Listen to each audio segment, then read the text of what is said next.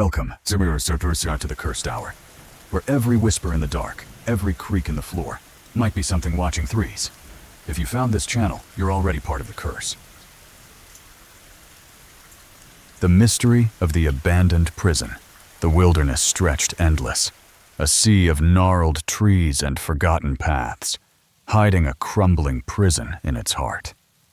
A man stood at its edge, his breath visible in the cold, clutching a grainy photo of something, or someone, lurking in the shadows, its form too vague to name. He'd planned this trip with friends, a final chance to explore the decaying relic before its walls were razed to dust. The landowner's warning echoed. Whatever was out there wasn't human, a claim that chilled more than the wind, yet the man clung to reason, insisting it was just a hermit, a lost soul in the woods, armed with rifles and resolve. They were ready, but the photo gnawed at him, its blurred figure a riddle. Was it a trick of light, a prank, or something worse? The prison loomed, its gates locked, but the forest felt alive, watching, waiting for them to step inside. They'd been told the building was empty, its cells sealed, but the landowner's eyes had flickered with doubt. The man's grip tightened on his gun, the weight of the unknown pressing down, the photo a silent challenge to uncover the truth. As night fell, the prison's silhouette grew darker, its silence a lie. Something moved in the trees, its shape echoing the photo, and the man knew this wasn't just an adventure. It was a descent into a mystery that might not let them leave. I would like to get the internet's advice and eyes on this. But before I even begin, though, I just want to say that I believe the thing in this picture is a person. The photo was blurry, a smudge of shadow against trees. But to me, it was human, maybe a drifter, someone hiding from the world. The last thing that I want to do is put another person in harm's way, and I'm well aware of firearm safety, and I will retreat before opening fire on anything. My hands were steady, trained, but my heart wasn't in it for violence. I wanted answers, not blood. In the very near future, a group of my friends and I are going to visit an abandoned defunct prison in the middle of nowhere. The plan was simple: explore, document, leave. But simplicity was a lie when the stakes felt this high. The owner of the land of this picture and building have given us permission to do so. His name was Harlan, a grizzled man with eyes that saw too much, his voice rough as the dirt roads leading to the prison. The prison is set to be demolished, and this will be the last opportunity for us to explore it. Its walls were crumbling, its cells silent, a relic of a darker time, soon to be erased. The image that you see now was provided by that owner, and he warned us that this thing, I believe that it's just a hermit, or possibly somebody living in the woods, is allegedly out there. Harlan's warning was cryptic, his photo a puzzle, its figure too indistinct to trust. The owner, though, strangely thinks that whatever is out there is not a person, and hence he provided this image to us. His words were a hook, sinking deep, suggesting something unnatural, something that didn't belong. The good news is that he doesn't think anyone is in the prison, though, because it's locked up and inaccessible. The gates were rusted, the locks heavy, but Harlan's certainty felt hollow, his gaze avoiding ours when he spoke. We inquired as to if he would allow us to bring firearms, and he said yes, and so that's why I'm here. His permission was a relief, but it came with a weight, a silent acknowledgement that we might need them. What would you guys recommend? I own an oar and thought that that would probably be sufficient. I also have an AR-9, a 9mm, as well as a regular Glock. Whatever I bring will be fitted with a light, and I also have a headlamp. My arsenal was ready, each weapon a tool, not a crutch. their lights a necessity in the prison's dark corridors. But yeah, what do you guys think? Should I bring more than that? And what do you guys think this actually is? The question hung, unanswered. The photo a challenge to my logic, a dare to step into the unknown and find out. The prison waited, its silhouette a jagged scar against the sky, its silence a lure. We gathered our gear, my friend's voices a mix of excitement and nerves. But the photo was a ghost in my mind, its figure a question I couldn't shake. Harlan's land was remote, the nearest town a distant memory, the forest a maze of shadows.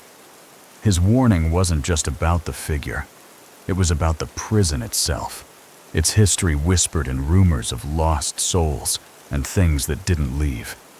We'd planned to film it, to capture the decay, but the photo changed everything. Was it a hermit, as I hoped, or something else, as Harlan feared? The guns felt heavier now, their purpose unclear, their lights a frail defense against the dark. The group was small. Me, Jake, Sarah, and Tom, each of us armed, each of us silent as we approached the gates. The photo was in my pocket, its edges worn, a reminder that we weren't alone, that something waited, watching from the trees. The prison's walls loomed, their cracks like veins, their silence a trap. We were here to explore, but the forest had other plans, its secrets hidden in the photo, ready to unravel the moment we stepped inside.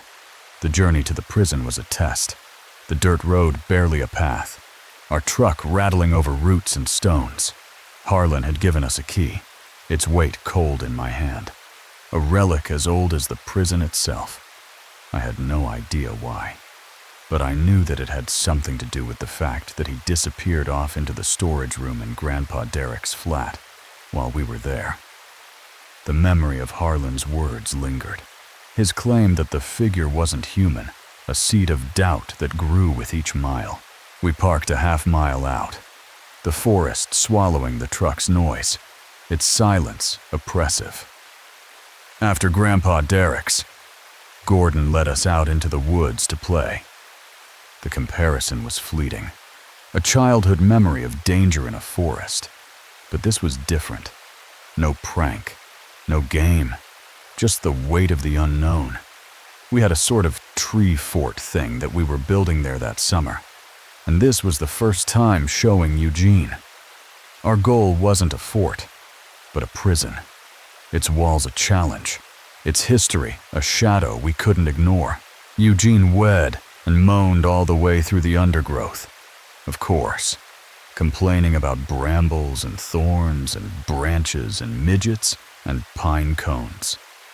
Sarah's grumbles echoed Eugene's, her voice sharp as we pushed through the undergrowth, the prison silhouette growing closer. When we got there and he saw our cool fort, Eugene got excited, and we played soldiers for a bit. The prison wasn't exciting. It was daunting. Its gates rusted, its windows dark, a place that didn't want us. Of course, it was soldiers. Gordon only ever wanted to play soldiers, rampaging through the forest with stick guns, pretending to kill each other in a myriad of gruesome ways. Our purpose was exploration, not play. But the guns we carried felt like a soldier's burden, their weight a reminder of Harlan's warning. And after a while, Gordon called us over and asked if we wanted to see something cool. The photo was our something cool, a mystery that drew us in, its figure a question we couldn't answer from afar. Of course, we did. So he grabbed his backpack, reached into it, and produced two items that forever changed my life. Harlan's photo wasn't a grenade or a gun, but it was just as dangerous, its implications a threat we couldn't ignore. One was a gun, which I would later discover was a Luger P8, and the other was a grenade.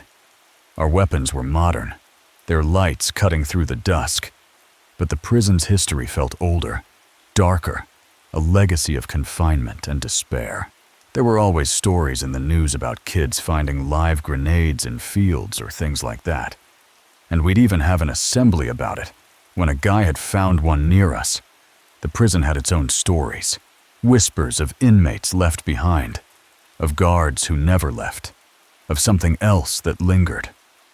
Even if we hadn't, though, I would have recognized what it was because Gordon was so obsessed with war and weaponry. My knowledge wasn't of war, but of survival. My training a shield against the unknown. So, I also immediately recognized the fact that it was missing the pin. The photo's figure was missing clarity, its form a puzzle, its humanity uncertain. I was concerned that this meant that the grenade was live and dangerous. The figure was a threat, its presence a danger we couldn't dismiss.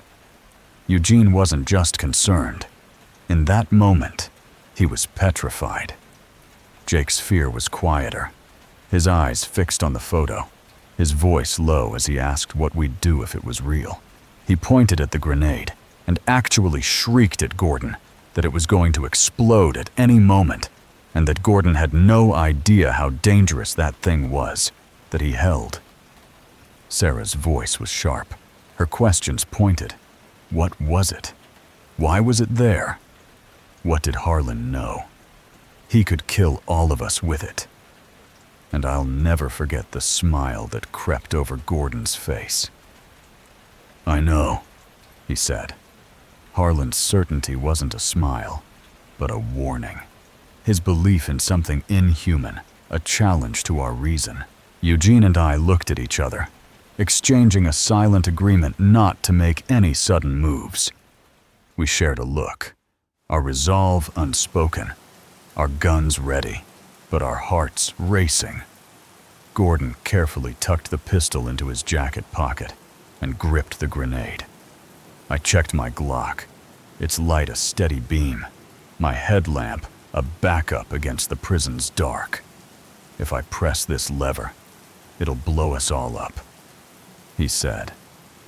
The figure wasn't a grenade, but it felt like one.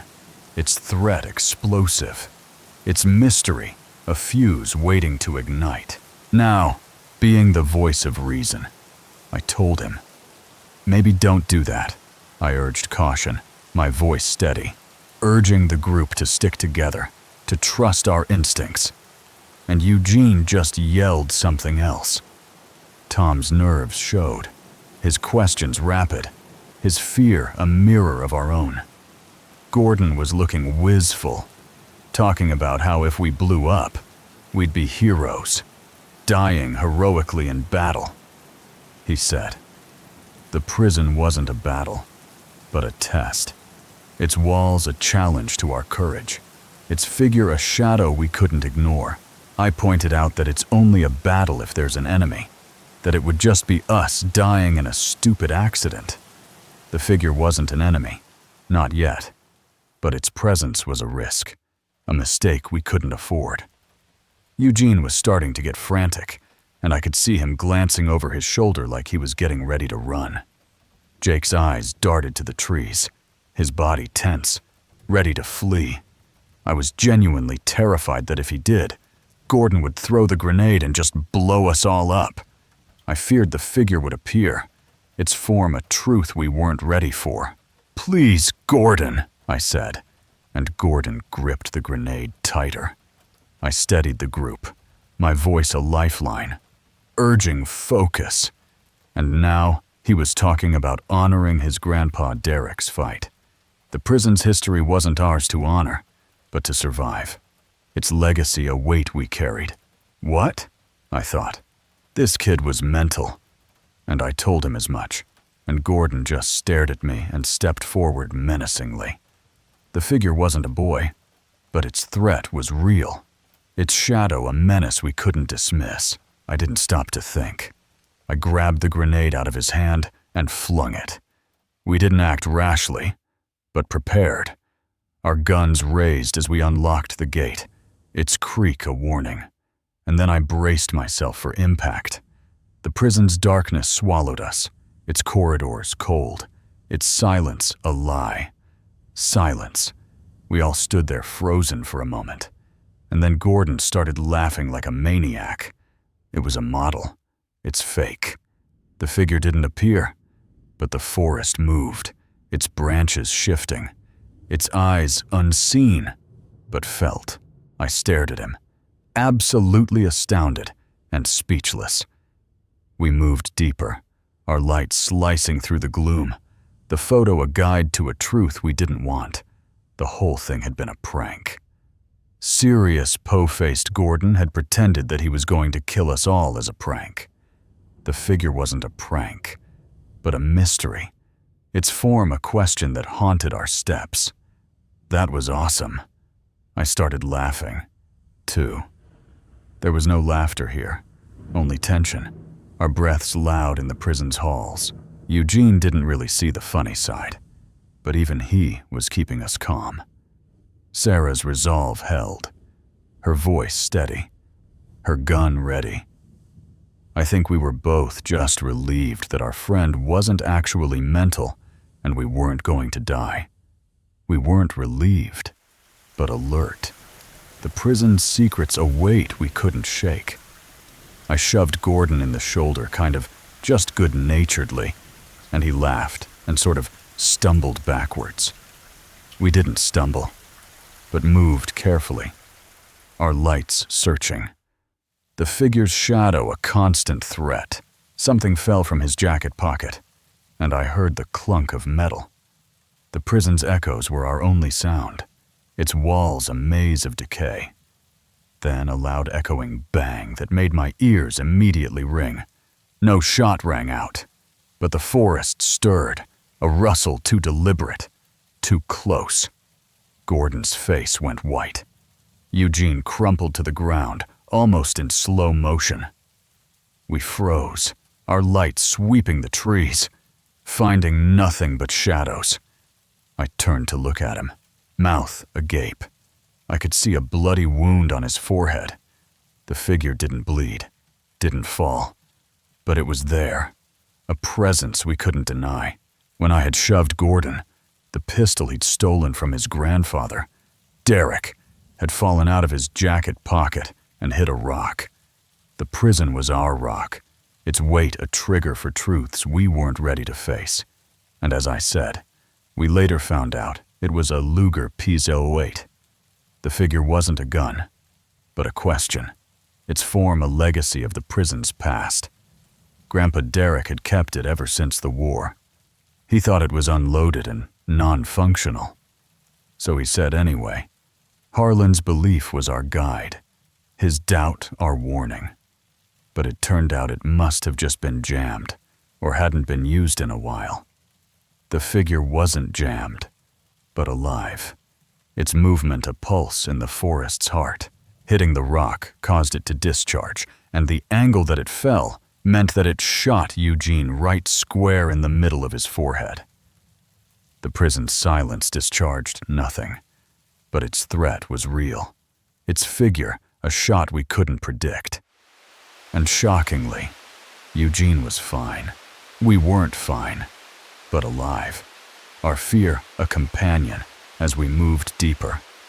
The wound looked nasty, but in actual fact, the bullet had grazed him and ricocheted off the hard, bony part of his forehead. The figure didn't graze us, but haunted us. Its shadow, a wound we carried. It turns out it can actually be quite hard to lethally shoot someone in the head. The prison wasn't lethal, not yet, but its secrets were sharp, cutting into our resolve. But nevertheless, Eugene was incredibly lucky here. We were lucky.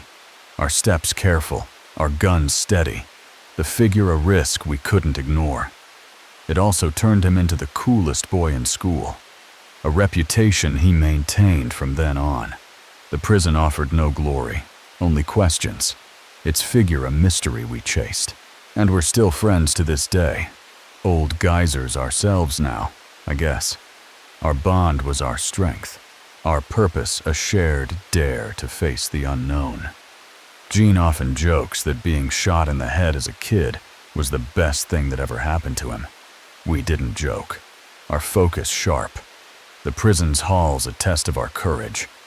Grandpa Derek managed to avoid any real trouble for owning that gun. Harlan faced no trouble. His permission our shield. His warning our guide. This was quite a while before UK gun laws became a lot stricter. So, he got away with a bit of a telling off from the Rosers and his daughter. Gordon's mom. Our guns were legal. Our purpose clear. But the figure was a law unto itself. Its presence a challenge. Gordon was in the absolute doghouse.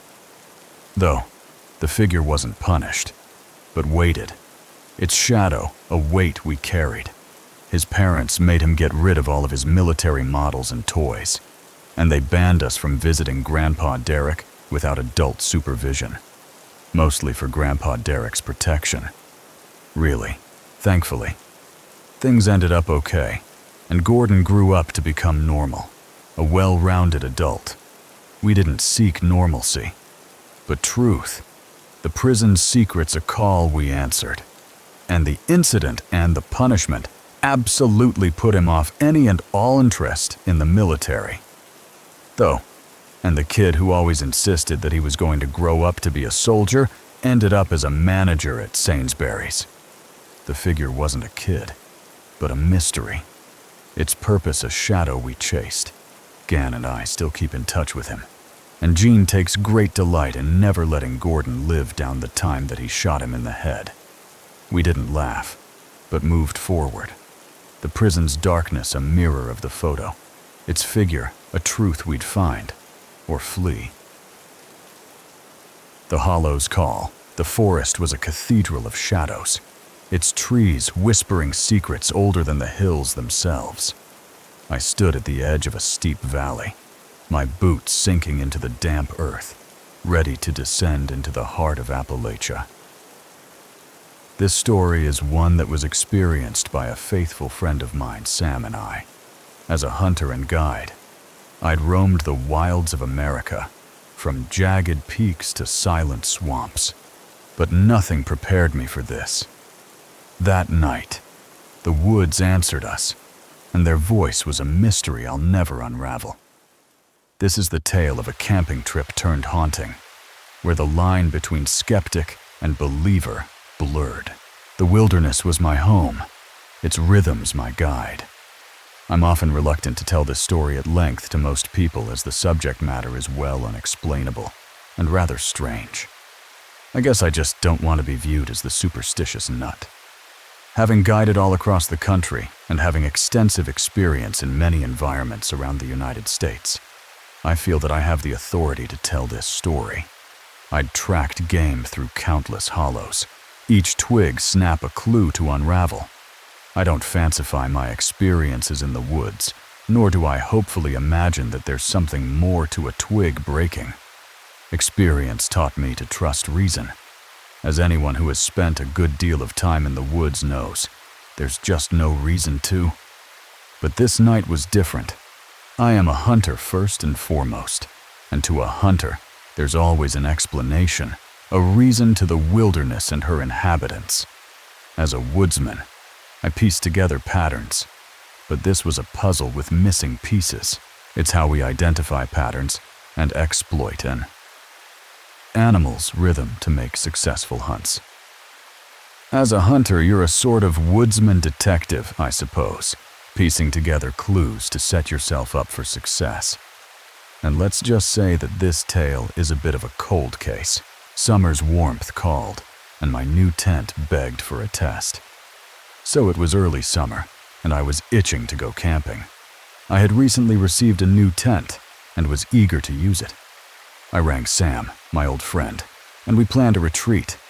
I called up my good buddy Sam, and we planned out our camping adventure. We craved solitude, away from crowded trails.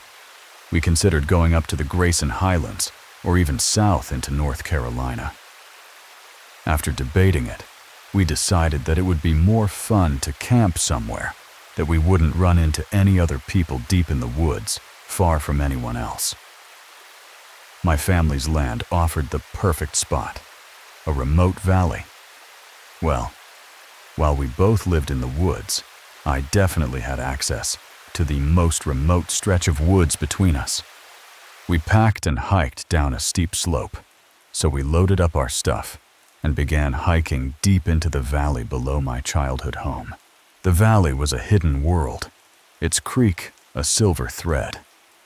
The hike was almost completely straight down a steep hillside, deep into a hollow that held a small patch of flat land, a floodplain area, and a creek. Summer's touch was soft, the air alive with sound. The small creek that ran gave the area a beautiful ambiance. Though early signs of summer were visible all around us, and the weather was great. We set up camp, clearing brush for a fire pit. We started building camp by clearing the brush around and leaves away, and constructing a small fire pit. My tent sat on a tarp, Sam's hammock strung nearby. I placed a tarp on the ground to separate my tent from the damp earth that night. Remember this too. The tarp expanded out roughly a foot on each side of my tent. Sam had a hammock that night that he planned to sleep in. We gathered dry wood, the night promising peace. We gathered a hefty load of firewood consisting of some reasonably dry stuff. The fire crackled, a beacon in the dark. It was shaping up to be a really nice camping trip. As dusk fell, we joked around the fire, bonded by skepticism. Sam and I sat around the fire and shot the breeze until the sun went down. Bigfoot shows were our guilty pleasure, a source of laughter. One of the things that Sam and I have always bonded on has been Bigfoot shows. We're both skeptics, and I would say that we hold a similar or the same opinion on the subject. We mocked the absurdity, never believing. Our interest is less about believing in Bigfoot, but rather we just find the subject matter to be sort of nostalgic silly and a fun thing to joke about. I suggested we play at hunting Bigfoot. So I brought up the idea dear to Sam that we begin to hunt Bigfoot. Sam laughed. Game for the jest. He laughed and he thought that it was a great idea. We mimicked the TV shows, knocking on trees. So we began doing the antics that they do in the Finding Bigfoot TV show. We started with the classic tree. Knocks a tree. Knock, for those unaware, is when you use a stick to beat on a tree, making a loud knocking sound that echoes throughout the forest. Supposedly Sasquatch communicate this way. Our knocks echoed. A game with no stakes. Obviously, we didn't think anything of it at all. As I said before, we didn't really believe in this. We were just joking around. We paused, expecting silence. So we began by knocking on the trees, and then stopping and listening for a response. And after a few times of doing this, we paused and hearing nothing. Then, a knock answered, sharp and distant alone. I began to think of a joke to crack, and something else to do really. But before I could open my mouth, we heard clear as day. A tree knock far off, somewhere on the ridge to the left. Sam's eyes widened. I looked at Sam and said, "Dude." Sam just looked back at me in surprise. I knocked again. Testing. I then did some more knocks, and we listened again. Then, off in the distance, we heard more knocks in response. More came, from another ridge. Then the other ridge to the right, we began hearing knocks. Sam's unease grew. Sam, at this point, was beginning to get freaked out a little bit, and was perplexed as to what it could be. I clung to logic. Woodpeckers. Maybe. I, at the time, was such a hard skeptic. I carried on, and insisted that it was a person, or maybe a woodpecker. But the knocks were too deliberate. But who in the world would be out here deeper in the woods than we are on private land? Plus, what woodpecker makes 3 loud booming knocks on the tree? Like that sound exactly like the knocks that we make. Sam challenged my denial. Sam said as he voiced his rebuttal, I pushed on. Stubborn. I ignored these arguments and held strong to the fact that there is no Bigfoot. I suggested whoops and howls. I then insisted that we push the envelope a bit by doing some whoops and howls just like they do on TV. Sam hesitated. Wiser than I, Sam was not very enthused by this idea, being the humbler and smarter one of us that night, knowing that sometimes there are certain things that you just don't mess with. I was brash, armed, fearless. But at the time, I was full of beer and vinegar and stubborn as a mule about the fact that Bigfoot is not real. I had also brought a gun with me and was certain that I could fight off anything that we would need to fight off that night. We howled into the dark. So we started howling into the woods. The new moon left us blind. It was dark that night, being a new moon, and beyond the firelight, you couldn't see a thing. Our calls faded, unanswered. We would howl and wait, listening for a reply. And after a few howls, the excitement of what was, that started to fade. And my logical, rational, science-based theory of the woodpecker began to appear like it was true. Then, a sound cut through. A howl. Not canine, not owl, but primal. But then, out of the dark distance, came one of the strangest sounds that I have ever heard. Word a howl, but not a canine howl, not an owl's hoot, but something more like an A. Sam's fear mirrored mine. Sam's eyes were as big as backhoe tires. I couldn't dismiss it, and even I was finding it hard to reason that one. I howled again, curiosity overriding doubt. Despite this, I continued my ignorant stubbornness and threw out another howl off to the left of the ridge. It replied to us again, the clearest ape whoop that I had ever heard. More calls answered, a chorus from the ridges. I looked at Sam, myself feeling more curious and excited than anything else, and I reiterated, dude. Then something truly unexplainable and spooky happened more. Whoops and howls began on the ridge to the right and further down the valley. And they weren't random. They had etiquette, I guess, as if they were chatting back and forth with each other. They spoke, deliberate, coordinated. The one to the left would howl, the one to the right would whoop and howl. The first would respond, and then the one way down in the valley would chime in too. Sam urged retreat, his voice tense. Sam was really freaked out now and began considering if we should leave. I scoffed, blaming owls. I, being a stubborn idiot, claimed that it must be owls. Sam's rebuttal was sharp. We were both raised in these hollers, Van. I've heard owls. You're going to tell me that that's an owl. Have you ever in your life heard an owl that sounded like an ape? Like that? Sam argued against my claim. I laughed, half convinced. Well, no, but Bigfoot's not real, dude. It has to be a bunch of owls speaking to each other. I mean, there's nothing else that it could be. I replied, half laughing in astonishment and disbelief of what was unfolding that night. We agreed to stop. The woods too alive. Sam and I kind of bicker for a minute over it, and then decided that the wisest decision was to stop antagonizing whatever it was in the woods, miles around us, whooping and knocking, and to just leave it alone. We crawled into our beds, uneasy. It wasn't too long after that we decided to go to bed too. I crawled into my tent, and Sam into his hammock. The fire burned low, the wood stirring. We left the fire going that night, and every time the fire died down, the woods just seemed to come to life. Footsteps and rustles circled us. Whether it was paranoia or paranormal, something was definitely stirring all around camp. We could hear what sounded like things being thrown in footsteps too. From time to time, we would hear another knock or another howl coming from a new position. Sam fed the fire, its light a shield.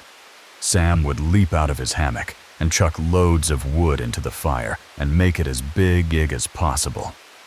He returned to his hammock, wary. He would then lay back down to sleep cautiously. The cycle repeated, each darkening scarier. This repeated about 3 more times each time the fire died. Things got spookier and spookier. Wood ran out, plunging us into darkness. Though a few times Sam would say, "Did you hear that?" And every time I would just blame it on possums nearing camp, hoping to find food. Well, about the 3rd time Sam finally ran out of firewood, meaning that this time when the fire died, well, it died for good, leaving us in the dark void of the Appalachian holler. Sleep came, then fled as sounds woke me. I vividly remember too that I had fallen asleep before the fire died. And after it died, there was so much stirring around camp that I actually woke up. I thought it a nightmare, but reality was worse. I was slowly waking up thinking that I was having some sort of a nightmare when I finally fully sobered and realized that my dream was pleasant. It was reality that was full of frightening sounds and things that go bump in the night. The woods roared with movement, large and multiple. All of a sudden, the woods around us had become loud with unexplainable movement. The movement of something large and multiples. The whoops had stopped, but new sounds pressed closer. The whooping and the knocking that had officially stopped at this stage, which but honestly did not comfort me at all, with all the new sounds right outside of my door now. A perimeter held, then broke. There was maybe a 30-yard perimeter around camp that the sounds didn't cross. A crash tore through the night, charging toward us. Then suddenly, an extremely loud crashing began through the twigs, leaves, and the branches. Whatever it was something large running full sprint through the woods, starting maybe 50 yards away and running straight towards our camp. The sound grew, then hit the tarp. It grew louder and louder until the sound of crushing leaves suddenly turned to the crinkling of tarp. Whatever or whoever was out there was standing on the tarp that my tent was situated on. I froze, heart hammering. I was frozen in fear, eyes wide open. Now my heart was pounding out of my chest so hard that I thought I was about to explode. High above, a huff, like a gorilla's breath, echoed. I then heard high above my tent, not near the ground, not 4 feet up, but high above my tent. The most terrifying sound that I had ever heard. It was the sound of a huff and a blow, exactly the way that you hear a gorilla do it on TV, or how apes in the Planet of the Apes do it. 3 forceful huffs and blows. It fled, the night swallowing it.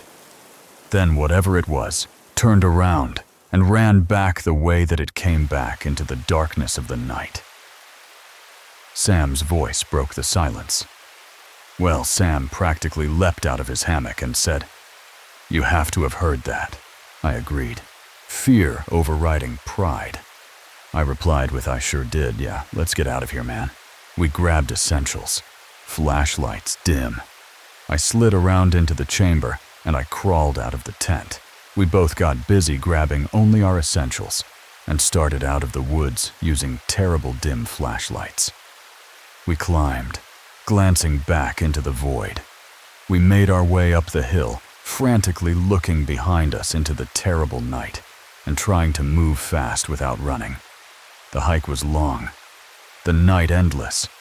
We hiked a long ways, and by the time that we had made it back to the house, it was way past midnight. We saw nothing, heard nothing more. We never did see what it was that charged us that night, and we never did hear anything else after that as well. We left our gear, fleeing. But whatever it was It scared us enough to make us hike out into the dead of night and just leave all of our gear out there for another day. Morning brought us back, cautious. We returned the next morning in full daylight to gather our things. We didn't search for tracks, just left. Looking back, I wish that we had surveyed the area for tracks or some sort of a clue as to what it may have been. But at the time, we just didn't want to be down there for any longer than we had to. Years later, the woods still call, but differently. Having been some years since this happened, I would go down there now in a heartbeat and not think anything of it.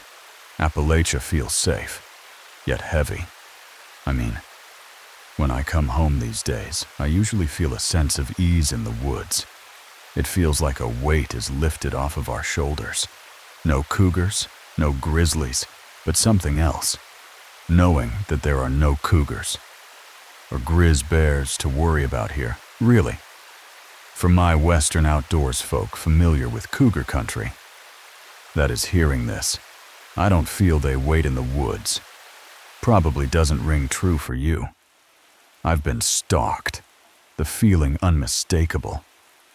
But my reply would be the question. Have you ever noticed that you've been stalked before? Cougars are some of the sneakiest creatures in the animal kingdom, and just because you've never noticed doesn't mean that it hasn't happened. I myself have been stalked. A colleague's tale of a cougar's stealth haunts me. I actually have a colleague who guides Western big game in New Mexico, who told me a story once that during a hunt, he had a fellow guide spotting for him, and that guide watched a cougar stalk my friend through a grove of trees before giving up. And my friend never even had the slightest idea that he was being stalked. In grizzly country, it's sudden, shocking. Most ill bear encounters happen because you surprise the bear in the thick of the woods. I have many friends from my time in Alaska who would share stories of being charged by monster grizzlies from just out of nowhere. Appalachia's dread is unique, a watching presence. What's funny, though, is that despite that weight being lifted, and initially an old feeling always returns, I know that it's not some sort of psychological thing having to do with that patch of the woods specifically, because I feel it in most places in Appalachia. It's a feeling of being watched, a feeling that something is there, and a feeling of dread. My brother felt it too, unprompted. My brother, though, without even having heard this story, reluctantly asked me over the phone one day, "Don't think that I'm crazy, but have you ever felt creeped out in the woods below the house? I don't know what it is, but every time that I go down there, I feel like being watched, and I get filled with dread." His words chilled me. Hearing him say that genuinely sent shivers down my spine, simply because I always dismiss this feeling. I'm no Bigfoot believer, but I can't explain that night. Some of you may be listening to this thinking that I'm just a nut job. Bigfoot believer, I've been reluctant to share this story for that reason, in fact. The truth stands, raw and unresolved. But I want to end this by saying that genuinely, I have no idea what it was that made those calls that night. I also have no idea what it was that busted into our camp. I mean, I never did lay eyes on anything, and I just don't know what it was. But I want to reiterate that the story, it's true. It's verbatim to how it happened, or as best as I can recall it anyway, without any embellishment. You decide what it was, but it changed me. I have no idea what it was, and you can make your own decision as to what you think it might be. But being an experienced woodsman, never ever have I experienced anything like that since.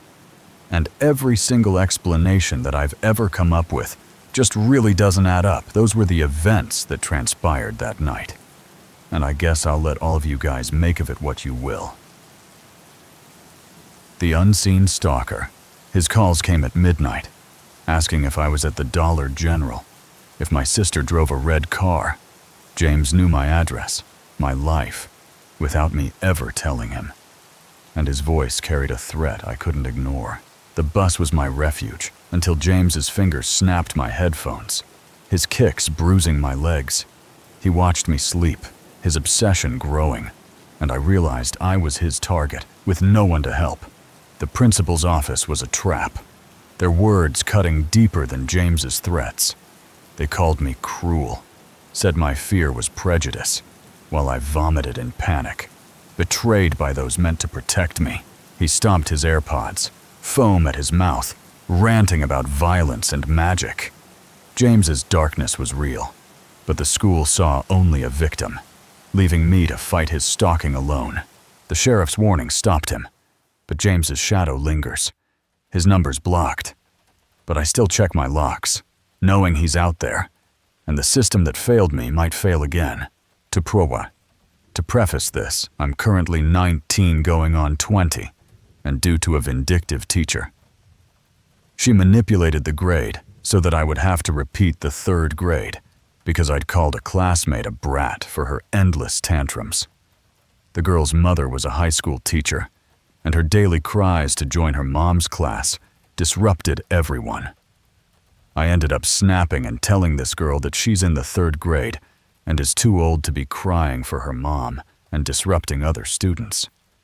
My words were harsh, but her entitlement was clear. It was probably a bit harsh, but you could tell this girl was very spoiled.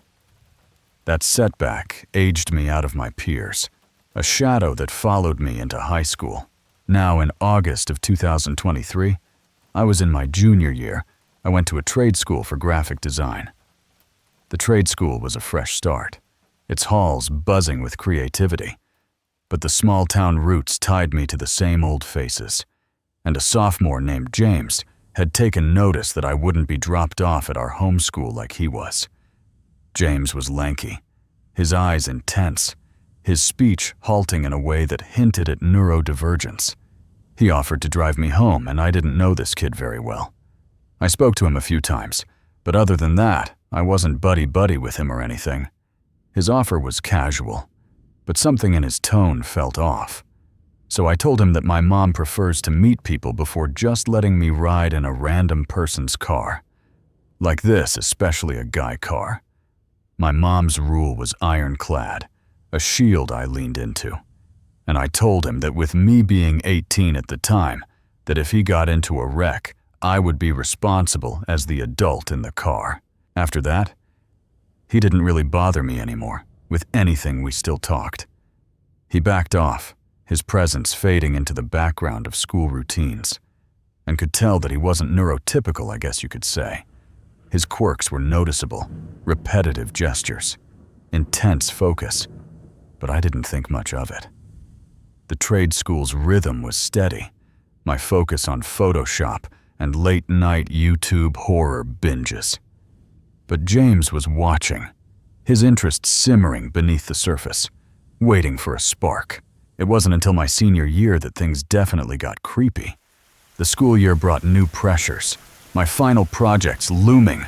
We exchanged numbers because I would sometimes help him with homework that he didn't fully understand and give recommendations of horror channels on YouTube, such as Reddit stories, creepypasta readings, or channels that cover disturbing videos. Our chats were practical, centered on assignments or shared tastes in creepy content. And within about a month, he actually found my home address. And I never told him where I lived. The discovery was a jolt, his knowledge a violation. And he got dropped off way earlier than me. The way that the homeschool worked was that all students on the west side would go to the singular middle school in high school, while students from the east side, they would go to another high school. Our routes never crossed, our lives separate. I never told this kid where I lived, let alone a rough area, but it was at about this point that I started documenting everything, no matter how big or small. My phone became a diary, each text and call logged, a shield against his intrusion. The next following months, if I would fall asleep on the bus, he would always tap my headphones, snap them on my ears, kick my legs, shake me, or call my phone just so that I would talk to him. The bus rides were torture, his touches invasive, his calls relentless. In April, he asked me to go to prom with him, and I tried to tell him multiple times that I just wasn't interested. His invitation was persistent, his voice pleading, and he tried to manipulate me, to which I just lied to him and told him that I had a family event that day. The lie was a shield, my escape from his pressure. Anyway, after that, I said something to the principal of him harassing and sort of shaming people to go to prom with him. The principal's office was sterile, his desk cluttered with papers, and he gave the most insincere apology ever. He worded it like he was forced to apologize. James's words were hollow, his smirk defiant. I get a phone call the next day of him asking if my sister drove a red car and worked at a coffee house. The question was chilling. His knowledge of my family a threat. I quickly told him no and blocked his number. My phone felt safer. His access cut off, but the fear remained. His voice lingered in my mind, each call a reminder that he was watching, closer than I knew. It was now that I went to administration. The office was a maze of bureaucracy, its walls lined with faded posters, coupled with the fact that this kid would call to ask if I went to the Dollar General I went to work, or if I was home. His questions were precise, tracking my routines, and told me thoughts that he had about killing his mom's boyfriend, how he wants to smash his teeth in. His violent fantasies were vivid, a window into his rage. Smacking his phone against the window and tried to manipulate me into calling him while he was having a panic attack. His pleas were desperate, a tactic to keep me close, and ranted about how my math teacher needed to be gutted because she was overweight and that fat women are ugly and horrible vessels for producing babies. His hatred was venomous, targeting our teacher's medical condition with cruel precision. She's not overweight from poor diet, mind you. She actually is one of those rare people that has a medical condition that's caused a buildup of estrogen. Well, the worst was when he lashed out in anger about him losing his AirPod case and aggressively stomping on his AirPods and literally foaming at the mouth. The outburst was feral, his face contorted, spit flecking his lips. I went to the principal and liaison after this, only to be unable to talk, and they yelled at me for an hour about how I was being mean to a kid on the spectrum. Their voices were sharp, accusing, painting me as the aggressor, and that my information, my mother's information, and my sister's information is public information apparently. The dismissal was a gut punch, my privacy stripped bare. I started having a panic attack and called my mother. At this point, I was literally vomiting in the trash can of the conference room. The room spun, my stomach heaving, bile burning my throat, and my mother was absolutely furious. Her voice was a lifeline, her anger a fire. My mom told me to call the sheriff's office after I get home. Her advice was firm, a path to justice. The sheriff's office was a small building, its deputies calm but attentive.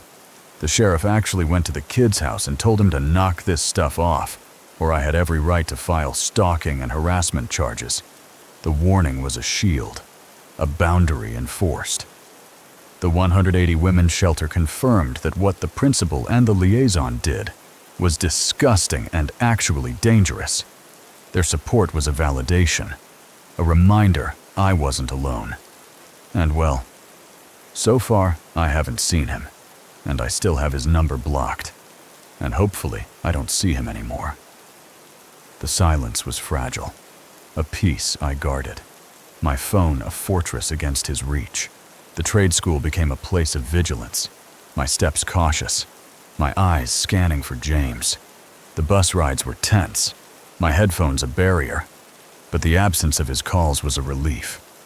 My mom's support was unwavering, her advice a guide through the chaos. The women's shelter's words echoed, a reminder of the system's failure, but also my strength. I documented everything, My notes, a record of survival, a testament to my resolve. The town's rhythm continued, its parks and stores unchanged. But I carried a new awareness, a lesson in trust and resilience. James is gone, but I check my locks, knowing safety is mine to protect, no matter who fails me. Desert shadows. The Arizona desert stretched endlessly before us, a canvas of raw beauty that promised escape. My best friend and I, seasoned campers, craved a night under the stars, far from the noise of Tucson. When I was in my early 20s, I drove down to Tucson, Arizona from Colorado to spend the weekend with my best friend and his girlfriend, Juan. Him and I had one of those nights set aside for him, and I to camp in the desert for the night. We'd done this countless times, the ritual as familiar as breathing, something that we had both done countless times already throughout our lives, so we were pretty excited about it. But this night, the desert held more than solitude. It held a shadow that would haunt us. Our campsite was a quiet spot south of Tucson, far from the Mexican border, but close enough to feel the edge of the wild. The region we planned on camping in was due south of Tucson, but still well north of the US-Mexican border. We arrived in daylight, the sun painting the cacti gold. Now cut aheads to us arriving at the site in broad daylight, having a great time enjoying the arrows and views and all that. Tents up, chairs unfolded. We watched the stars ignite above. We had set up camp for the night and sit out in foldable chairs watching the amazing stars overhead. The night felt perfect, until it wasn't. What's out there in the dark? The dirt road beside our camp was a lonely thread, splitting toward Tucson or Mexico. The road that we were parked off of had two directions and was a narrow dirt road, either from Tucson towards Mexico or vice versa. As we sat, a blaze of blue headlights pierced the night, a vehicle approaching from the south. So as we sit peacefully, a large vehicle with insanely bright blue headlights rounds the corner coming from the south. They didn't pass. They stopped, pulling toward our tents. And instead of continuing down the road, they seemed to have noticed our tents and pulled off towards us. My pulse quickened. Who stops in the middle of nowhere? Even from hundreds of feet away, they absolutely blinded us with those headlights. The vehicle was no border patrol rig. It was a sleek, black Escalade, its tinted windows like voids. As they got closer, we could tell that this wasn't a border patrol truck. It was a very nice all-black Escalade with tinted windows that you could barely see through. Two men stepped out, their flashy clothes glinting under the headlights' glare. The front two doors opened, and two Hispanic men in flashy, nice clothing got out and walked up to us.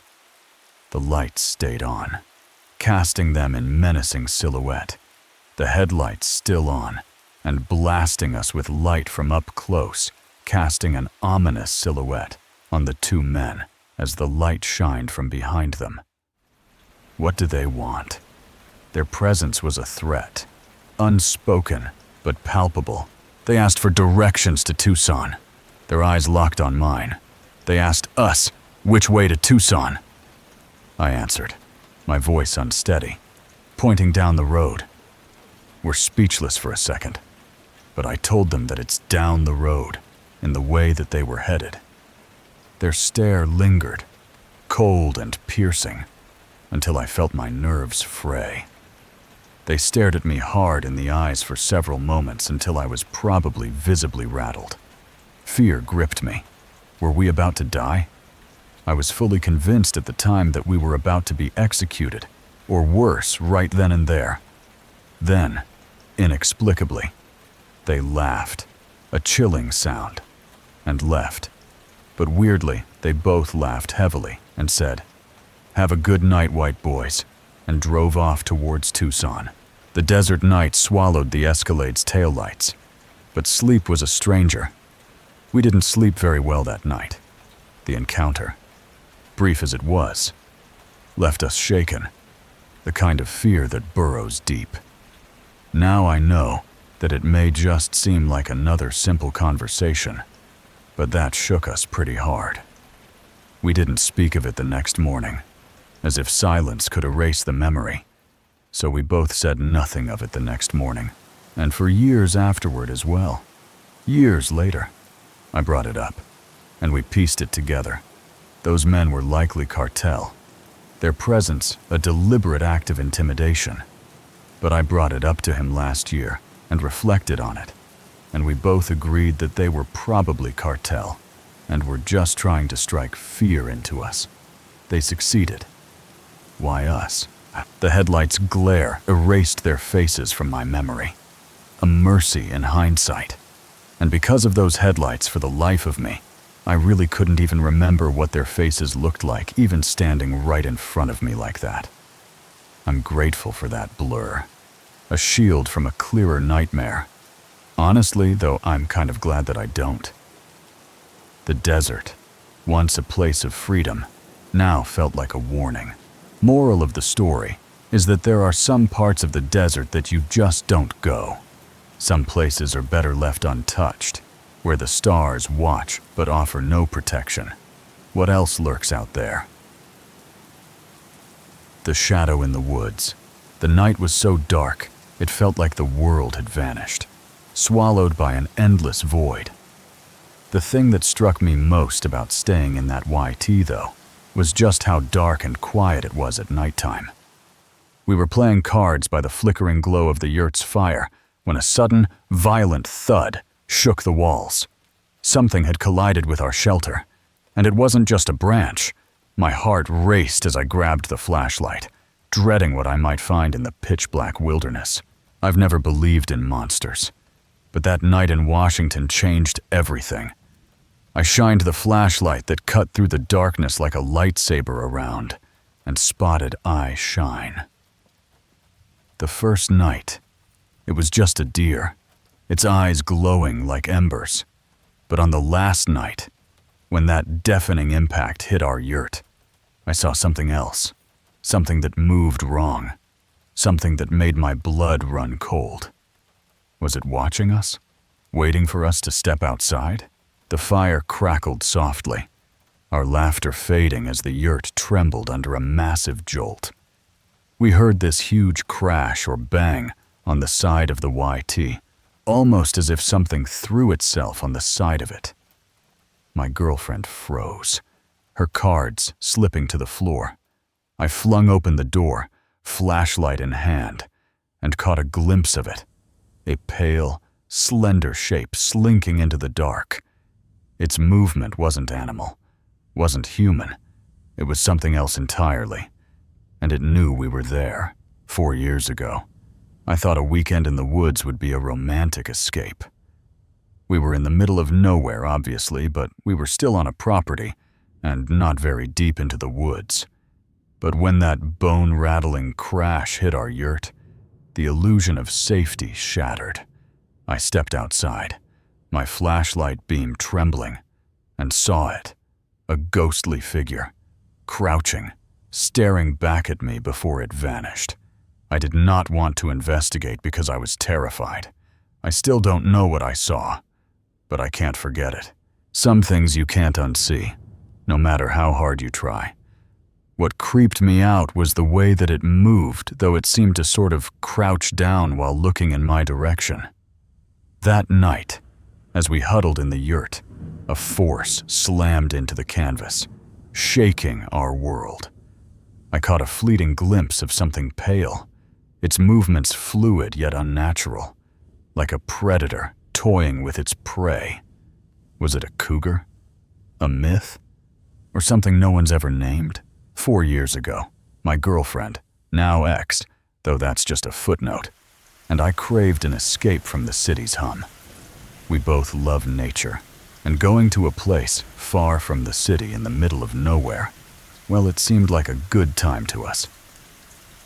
We booked a yurt in a small Washington town, a canvas haven nestled on a quiet property surrounded by towering pines.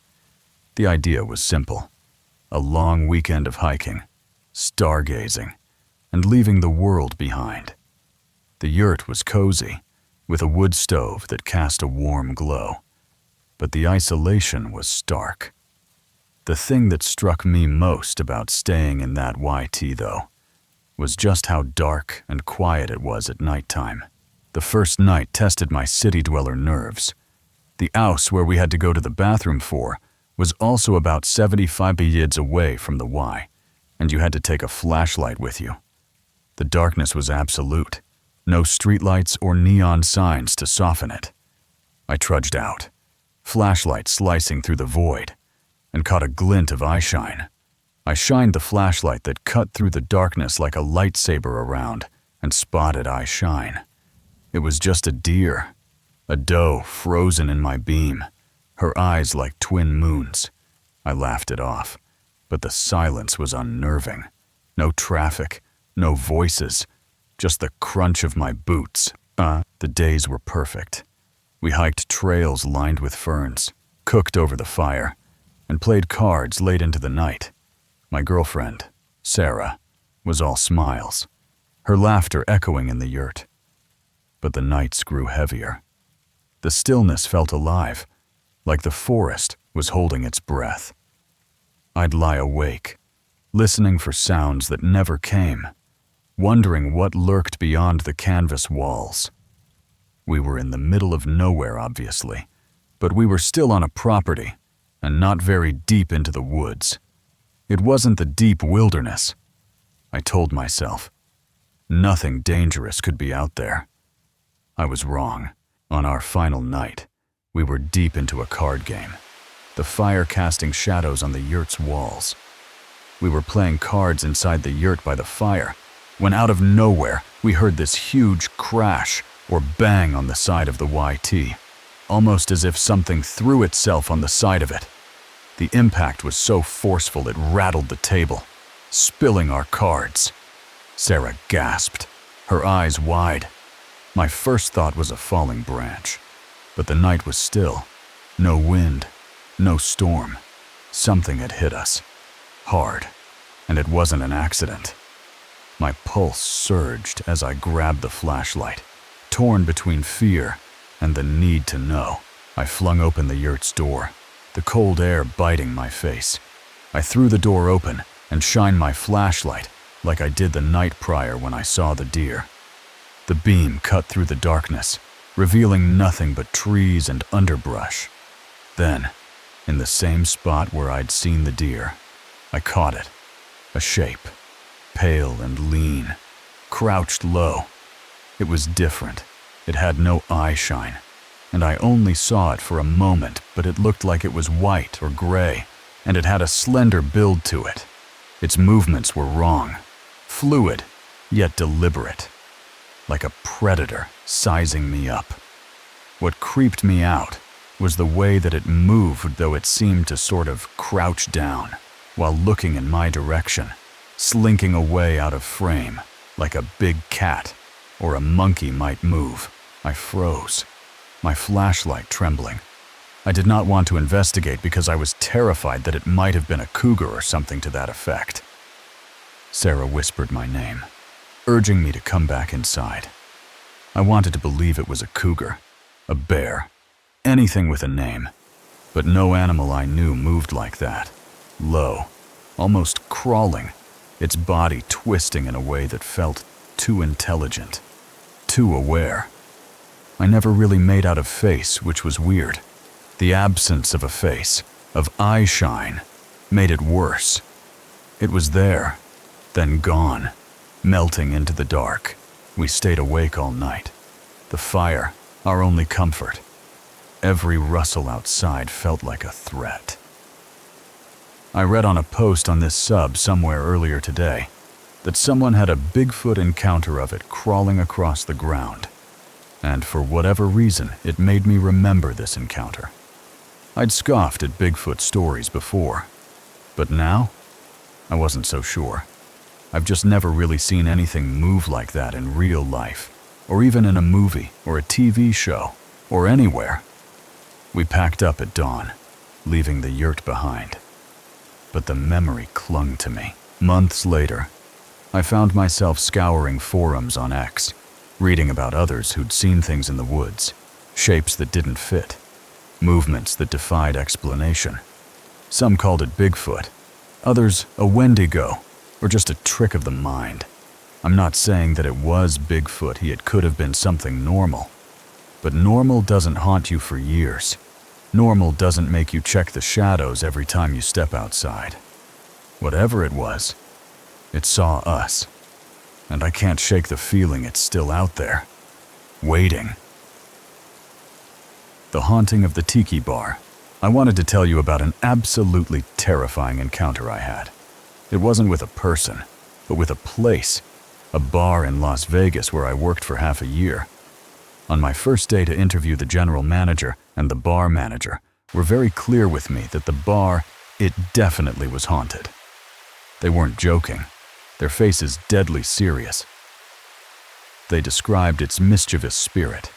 They were really serious about it too, and that it was more mischievous than it was dangerous. I shrugged it off. My college days filled with eerie moments that hadn't fazed me. But why did their warning linger like a shadow I couldn't shake? Having had my own paranormal experiences in college, and having somewhat of a higher vibration, I wasn't too worried about it. I needed the job, and the bar's vibe, tiki torches, shrunken heads, and all, felt more quirky than sinister.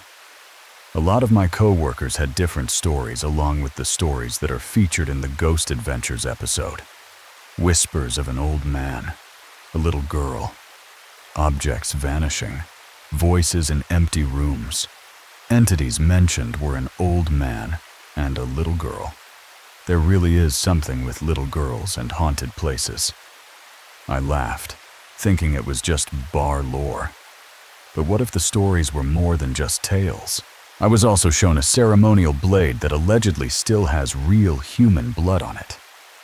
The blade gleamed under the bar's dim lights, its edge unsettlingly sharp, and an urn that apparently has a fraction of the ashes of Aleister Crowley. The urn sat on a shelf, its presence heavy, as if it held more than dust. For a while, I never really saw or heard anything. I worked late shifts, sometimes alone, and even sang to the empty bar, half joking to entertain any spirits. But why did the air feel thicker when I was near those artifacts? I started to change, is the best way that I can describe it really. It was subtle at first, a short temper, a nagging frustration that didn't fit. I was always angry and frustrated. I had a good job, a vibrant city. Yet joy slipped through my fingers like sand. I would rationalize all these things that I should be happy and grateful for, but I just couldn't help it. On a scorching day, I snapped at a rude customer, my words sharp and unprofessional. I told her to shut up, and as liberating as that was, because she really was a man of an evil person, it was out of my character. What was happening to me? Then I started getting these weird rashes and marks all over my body. Red, angry welts appeared, itching relentlessly. No doctor's explanation fitting. I thought that I was getting really sick, and got it in my head that I developed something really bad. Stress piled on. Sleep eluded me. And then my old back injury flared up. My herniated disc started acting up randomly and got to such a level of pain that I was having to scoop ice while on my knees. I couldn't keep up, my performance crumbling. The pain in my back affected my performance so much that I actually ended up losing the job. Was the bar itself turning against me? From there, I spiraled into 3 or 4 months of panic attacks and levels of anxiety that I never even thought that I was capable of experiencing. The bar was gone, but its weight clung to me, a fog of despair I couldn't shake. As a spiritual person that's still learning about God, I just called on that, and I prayed for my strength. Prayer became my anchor, pulling me through sleepless nights and racing thoughts. Eventually, I was able to push through avoid medication and worked my way out of the depression as well. Slowly, the panic eased, my mind clearing, but the scars remained, both on my skin and in my soul. I just haven't been able to shake the effect that place had on me. The Golden Tiki wasn't just a job, it was a force. Its energy seeping into me like poison. I was even warned about it too. The manager's words echoed now, their gravity undeniable. I've never seen such a high turnover in a place. Bartenders, servers, even regulars. People came and went, their faces marked by unease. There's very few of the staff that have stuck around for various reasons. I asked a co-worker, a veteran of the bar, about it. "It's the vibe," she said, her eyes distant. "It chews you up." One of the last messages from my bar manager was wishing me good luck and also an admission as to how weird the energy is there. Her words confirmed what I'd felt. The bar wasn't just haunted by spirits, but by something deeper, a current that twisted emotions and bodies. It could have all just been coincidental, and a nervous breakdown, I admit. But intuitively, I just really don't think so. My rashes, my anger, my pain, they weren't random. The bar's artifacts, its history, its very walls, seemed to pulse with a malevolent will, feeding on those who lingered too long. I dug into the bar's past, finding whispers of a 1985 shooting that left scars on the land. The staff believes a horrendous shooting on the property in 1995 may be responsible for recent sightings. Objects moved, shadows flitted, a girl's laughter echoed in the dark. The Golden Tiki's decorations are themed to honor the dead. Shrunken heads, bloodied blades, Crowley's ashes. They weren't just decor. They were conduits, drawing spirits or worse. Paranormal activity is so common at the Golden Tiki that it has driven employees to quit. I wasn't the only one. Others had left, broken by the same unseen force that had claimed me. I moved away from Las Vegas, seeking cleaner air, a fresh start. The rashes faded, my back eased, but the memory of the bar clung like damp rot. I spoke to a spiritual healer who suggested the bar's energy had latched onto me, amplifying my fears and pain. She taught me grounding techniques, ways to shield my spirit. I returned to prayer, finding solace in its rhythm, its promise of light. I avoided bars, clubs, anywhere with that same heavy vibe. My new job, a quiet cafe, was a balm. No artifacts, no ghosts, just coffee and sunlight. I shared my story online, connecting with others who'd worked at the Golden Tiki. Their tales mirrored mine. Anger, illness, anxiety, all tied to that place. One mentioned ghost adventures, the Chinatown poltergeist episode that captured the bar's darkness. Zach and the crew investigate claims of poltergeist activity at a Las Vegas tiki bar. They'd felt it too. The weight of the old man, the girl, the artifacts. I severely hope that wherever that energy is now, it isn't endangering anyone else. The bar still stands, its lights beckoning, but I'll never return. Its lesson is carved into me. Some places hold more than history. They hold hunger. The echoing trill. The night is calm. Your home a cocoon of warmth. But what happens when a sound you know, a sound only you make, slips through the dark, uninvited? From a room you left empty, you're curled up, asleep, the world distant. Then it pierces the silence, a high-pitched trill, sharp and familiar. It's not a dream. It's in your house, calling you, mocking you, as if it knows you're listening. You've shared that sound in laughter, a private joke, a secret. No one else could know it.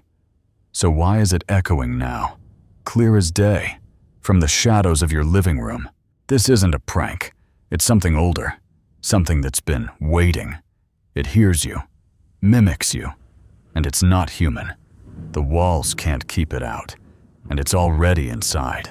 This is the night Jamie and Lila faced a mystery that clawed at their souls. By the time you hear the end, you'll be listening for sounds in your own home. The apartment was a fortress of old brick, its thick walls swallowing the chaos of the city outside. Jamie and Lila, a young couple, had made it their haven. They lived in an old, very solid apartment building and only had 2 connecting neighbors. Their evenings were often filled with music and laughter, a ritual of joy. They would do this weird, high-pitched, tongue-trilling kind of noise back and forth when they were feeling goofy. It's a very specific noise, though, and there's no real reason to make it, nor had they ever heard anyone else or anything else make it. It was their private code, a playful secret. One night, after a light indulgence, they sank into their routine. They were having a silly, goofy sort of little evening, and they had each had a gummy of a particular variety. They listened to some music and watched some movies in the living room. They most definitely ended up making that sound a couple of times. Exhausted, they retreated to bed. They had migrated into the bedroom and fell asleep pretty much right away. The darkness was absolute, the storm outside a distant hum. Then it came, a trill, high and sharp, slicing through the night. Jamie stirred, eyes snapping open. He woke up to the exact sound that he explained earlier, seemingly coming from their living room. His heart thudded. At first he figured that it must have just been a nightmare. But Lila was awake, rigid beside him. He looked over, and his girlfriend was sitting bolt upright too. They sort of looked at each other for a second. Lila called for their cat, her voice trembling. She just started calling out for their cat, apparently thinking that it might have been her meowing or something. But the cat was curled up beside them, asleep. Said cat ended up being asleep right next to the bed. This freaked him out pretty bad. Fear tightened its grip. That sound, it was theirs, unmistakable. Jamie's mind raced, searching for logic, finding none. He quickly got up and cleared the apartment to make sure that there wasn't another person inside with them. But he can assure you that it wasn't. The rooms were empty, the locks secure. He'd tried to explain this mundanely, but he was having a really hard time believing any of his explanations. The building was a vault. The walls between them were very thick, and they typically only heard the upstairs neighbors on occasion, and even then, rarely their voices. The exterior walls here were so thick that it can easily start thunderstorming, and you won't even hear it. Yet the trill was clear, unmuted. The noises that they heard, though, weren't even particularly loud or anything, but it was very, very clear, not muffled, as if through a wall or anything. The sound wasn't a hallucination. They'd both heard it, both woken, both felt its weight. Something was wrong, deeply wrong. Any theories he'd had about nightmares or residual effects from the mentioned gummy had been neutralized by the fact that they both heard it and both woke up, especially since she's a pretty heavy sleeper as well. Lila's heavy sleep made it stranger. They were both pretty spiritually active people and had had some experiences that they'd been unable to explain, but neither of them had ever had something like this happen before. They sat in the dark, the trill's echo lingering in their minds. They didn't feel unsafe or anything, but they definitely felt particularly creeped out by this. The apartment, once a sanctuary, felt alive, as if it held secrets older than its bricks. They didn't sleep again that night. listening for the sound that never returned, but never left their thoughts. The evil in the new house. The new house stood pristine, its modern walls gleaming under the sun. A fresh start for a military family, weary of endless moves. But beneath its polished surface, something ancient waited, its hunger stirring as a young boy claimed the farthest room. He was 10, thrilled by the solitude of his own space, unaware that the room's shadows held eyes, watching, whispering. The house was too new for ghosts, they thought, but the darkness didn't care for age. Its presence, a stain no paint could cover. At first, it was subtle, a door ajar, a fleeting face in the closet. But as the boy's world crumbled under schoolyard cruelty, the house woke, its malice growing, feeding on his fear, its whispers turning to screams in the night. The family fought to reclaim their home, calling on faith and ritual. But the evil was relentless, its claws sinking deeper. A priest fell ill, a father was broken, and the boy became its target. His dreams a battlefield for a force that wanted him. The house wasn't empty. It was alive, its walls pulsing with intent, its shadows moving with purpose. Escape was their only hope. But the darkness followed, its grip tightening, its true face hidden until it was too late. I'm a military brat, and we move a lot. The life was nomadic, each new base a fresh start, each house a temporary shell. We moved to a new house. This one was different, modern, sleek, its walls untouched by time, a promise of stability. The house was just built, so we didn't think too much of it, honestly. The place looked pretty nice and modern.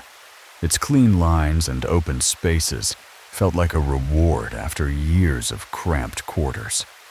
I got the room that was kind of furthest away from all the other rooms, but I thought that this was a score, since it had its own bathroom, and I could be as loud as I wanted to. No one could really hear me. At 10, I saw it as freedom, a kingdom of my own, oblivious to the cost of its isolation. The first year living in that house was pretty good. We settled in, the house a haven, its newness a shield against the chaos of military life. I was in the 6th grade. School was a battleground. My new kid status a target for bullies. I got bullied pretty badly since I was a new kid, and didn't really have much good friends. The taunts were relentless. My confidence chipped away. My room a refuge where I could hide. Now I started seeing things inside of my closet. It began subtly, a flicker of movement, a shadow that didn't belong. It's like I would leave the house to go out, and I would close my closet door, but when I'd come back, it would always be open. The door's defiance was a puzzle, its hinges silent but stubborn. I was too lazy to shut it again. So then later that night, I turned towards it, and I swear that I could see a face in my closet. The face was vague, a smudge of darkness, its eyes a weight on my chest. It was a shadowy figure just sort of looking at me. Fear gripped me, the room colder, its silence heavier. I told my parents about this, and they told me that it was probably one of my stuffed animals. Their dismissal was kind, logical, but it didn't ease the chill in my bones. So after that, I just tried to ignore it. I pushed the fear down, focusing on the TV's hum, but the shadows lingered, waiting, until one night I was just watching some TV, and I saw in the corner of my eyes stuff moving in my room. The movement was quick, unnatural, a violation of my sanctuary. I had this lamp in the corner of my desk, and somehow it was just sort of turned around next to that 3 of my drawers were opened. The lamps twist, the drawers gape. They were deliberate, a message I couldn't read. The house was no longer ours. its walls whispering secrets we couldn't hear. I ran to my mother, my fear a child's plea, and she held me close, her warmth a fleeting shield against the cold that seeped from my room. We returned at dawn, the room a void, its light drained, its air thick with something unseen.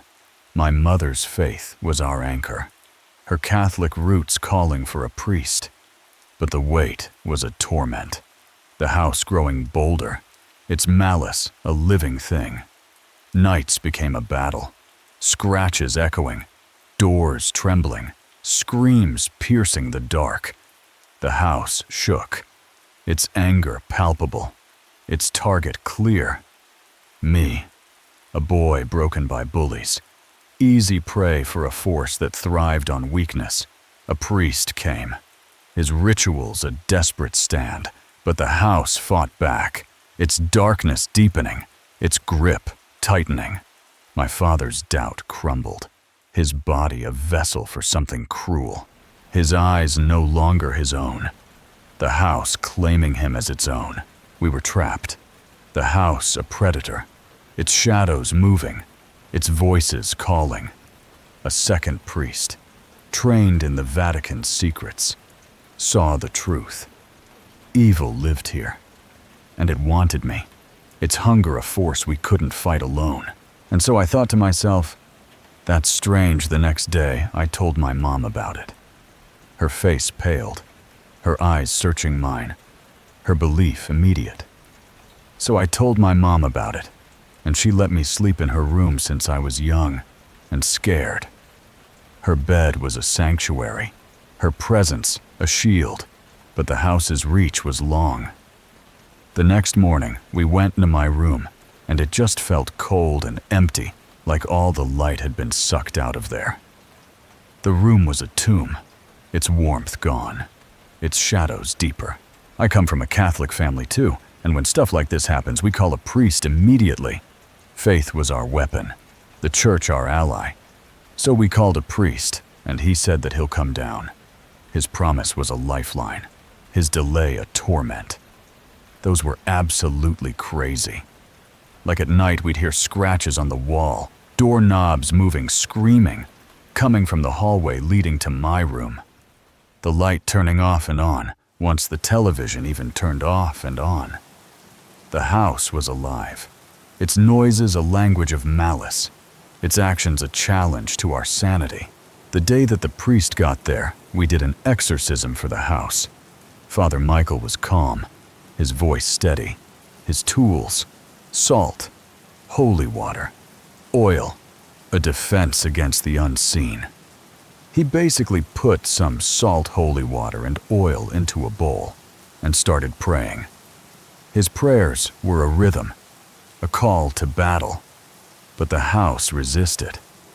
But when he did this, it felt like the whole place was just sort of shaking, almost vibrating. The air pulsed, the walls trembling, the evil's anger a force we could feel. We thought that all of our problems were just solved, but it only got worse from there. The exorcism was a spark, the house's darkness flaring in response. After that, the priest got very sick. Father Michael's fever came swiftly, his strength drained. The house's vengeance clear. The house just kept feeling even more dark. Its shadows grew, its cold deeper, its presence a weight on our souls. My dad, he isn't really a believer in this sort of stuff. He thought that we were all just sort of BSing him. His skepticism was a wall, his logic a shield against our fear. That it was all just a bit of a sick joke that we made up. His doubt was a wedge, driving us apart. His and my mom's marriage was already falling apart, and he fought every day since we moved into that place. Their arguments were a storm, the house's darkness feeding on their discord. So they got into a fight over this, and my mom told him that she hopes whatever entity is in the house gets to him. Her words were a curse, her anger a spark. And right after she said that, he swears that he was possessed by something. My father's face changed, his body a puppet, his eyes empty. This thing in my house went into his body apparently, and his whole face started leaking snot. What I mean is like it came out of his ears, his eyes and nose, and his eyes were just not his. The sight was a horror. His humanity stripped, a stranger staring back. It was like looking into the eyes of a different person almost. Eventually he fell to the floor and came to, but that was obviously very, very scary. His collapse was a mercy, his return a fragile hope, but the fear lingered. After that happened, he knew that we needed to get out of there. His doubt was gone, his resolve iron. The house's evil undeniable. So he applied for housing on the military base, and we just waited and prayed that whatever was in our house would go away. The wait was a prison, each day a battle against the unseen. From time to time I would see shadows of people. The shapes were fleeting, their forms a mockery of life. It's like I would be sitting at the dining table and in the corner of my eyes I would see the body of a man. But if it was just black shadow, completely black, and usually he had a hat on. His presence was a constant, his hat a signature, his gaze a weight. Sometimes I would see a lady just standing in the hallway looking at us. Her stillness was eerie, her eyes a void, her silence a threat. Eventually a priest that did training at the Vatican got hold of us and came over to bless the house. Father Lorenzo was different, his presence commanding, his knowledge deep. Weirdly too, without even coming inside the house, he knew that something evil was with us. His certainty was a shock, his words a blade cutting through our denial. After talking to all of us, he let us know that our house was definitely haunted, and we needed to get out before anything worse happened. His warning was a call to action, his truth undeniable. He said, though, that whatever this demon was, they apparently wanted to get me since I was so vulnerable and young. The revelation was a knife, my fear a beacon for the evil within. After he had left, I started to experience out-of-body events. My dreams were invasions, my body a vessel I couldn't control. I would have these dreams where it was like I was just sort of floating above my body, and I just wasn't there sort of thing. The sensation was a theft, my soul adrift, the house's grip tightening. I started to hear voices in my head that weren't people around me or anything, and I also started having evil thoughts of harming other people. The voices were a chorus, their whispers poison, their urges dark. When I told my mother about this, she started sending me out of the house to play with other kids so that I wouldn't be exposed to the place. Her protection was a shield, her love a light against the darkness. One of the weirdest things that happened at that house was that we're all out for the day, and the mailman came to deliver a package. The absence was a gap, the house's silence a lie. And after speaking to the mailman, eventually we found out that an old woman allegedly opened the door. The claim was a shock, her presence impossible. Obviously, though there was no old woman living in our house at the time. The house was ours, its inhabitants known, yet she was there. So when we came home and the package wasn't there, we obviously called the mail office, and they told us that an old woman entered the door and told them that we didn't live there anymore. Like we were just gone. Her words were a theft, our home erased, the house claiming us as its own.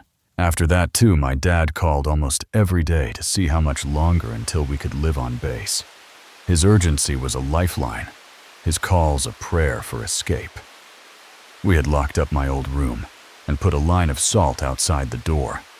The salt was a barrier, its line a fragile defense. At this stage, we had also covered each mirror, as it could allegedly be a portal to the other side. The mirrors were veiled, their reflections a danger we couldn't face. The scratches continued until we moved out.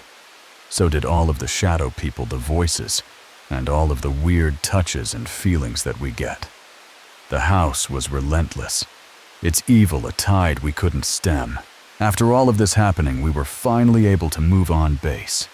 The base was a haven, its order a shield against the chaos we'd left. And when we did, everything just stopped. The silence was a gift, the house's grip broken, its darkness left behind. I still had a couple of dreams in our new house, but nothing like that experience ever again. The dreams were echoes, faint and fading. The house a memory we buried, its evil a shadow we escaped, but never forgot. The eyes in the dark. The old country house stood like a sentinel on 89 acres of Ohio wilderness, its windows dark against the endless fields. I was 8 when we moved there, a boy eager for adventure, but soon haunted by what lurked beyond the glass. I was 8 when we moved into this old country house on 89 acres of land, and I lived there for about 10 years. The land was vast, the house ancient, and something watched us from the start. Those red eyes, high and unblinking, became my childhood's shadow, a fear I could never outrun. This is the story of a house that wasn't ours alone, and the thing that claimed it. Our new home was a far cry from the tidy neighborhood we'd left. Previously, we lived in a ranch-style home, in a neighborhood. The sprawling fields and dense woods promised freedom, but the house felt heavy, its walls holding secrets. I've returned several times, never alone, because it's my home, but also never alone, because, well, that's just dumb. Allow me to explain. From the first nights, my brother and sister saw them, red eyes, peering through windows, not low, but high, looking down. When we first moved in, my brother and sister would notice red eyes peering through windows, not low either, but quite high up, always looking down. They came weekly, almost nightly, a relentless gaze. This happened weekly as well, almost nightly, those eyes. We grew to fear the windows, our sanctuary tainted. We developed a fear of windows because of this. But nevertheless, we tried to make what we could out of living there. Something watched, but did nothing more. Something was just looking into the house, and we really didn't know what it was. And to be honest, we hadn't experienced anything else. Curiosity drove us to the woods, seeking answers. So eventually we ventured into the woods to try and figure out what it was. We played by the creeks, but never at night. We played in the creeks, but would never go out at night. Life moved on, fractured by divorce. Time moved on. Mom and Dad divorced, and we left briefly only to return back with my dad and his new wife. I returned alone with Dad and his new wife. My siblings elsewhere. I was the only child living in the house my siblings lived, with my mom and my step-siblings with their dad. The house grew stranger, its noises louder. It wouldn't be long as well, and I would hear weird things in that house. Footsteps walking across, upstairs, coming down the stairs, opening the door, and no one there. Dad ignored it, leaving windows bare. My dad, an absolute twit, didn't care for curtains. I draped blankets, hiding from the eyes. So I eventually put up blankets on all of my bedroom windows. The house's locks were a riddle. 6 on the front door, all glass. I always, and I mean always, felt like I was being watched. I was also lucky enough to have a deadbolt on my bedroom door, which I utilized every single night. Now I never put too much thought into it, but all the doors did, and even the front door had 6 locks on it. All of them had locks.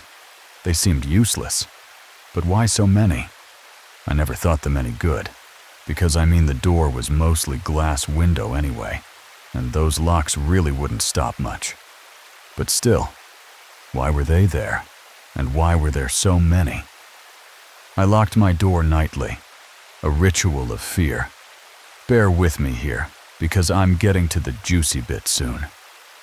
One night, with my brother and stepbrother, we watched TV, the heat forcing an open window. So one Saturday night, it's just me and my brother and stepbrother. We're watching some recap of WWE, and I'm playing Free Cell on the computer in the dining room next to an open window. I felt safe, but the night had other plans. I know. Open window, right? You just said windows were bad. It was summer and I was 15, and we lacked AC, and I felt comfortable and safe with my brother there. A whistle pierced the midnight air, close and growing closer. Anyway, whistling I hear. Whistling outside, it's midnight.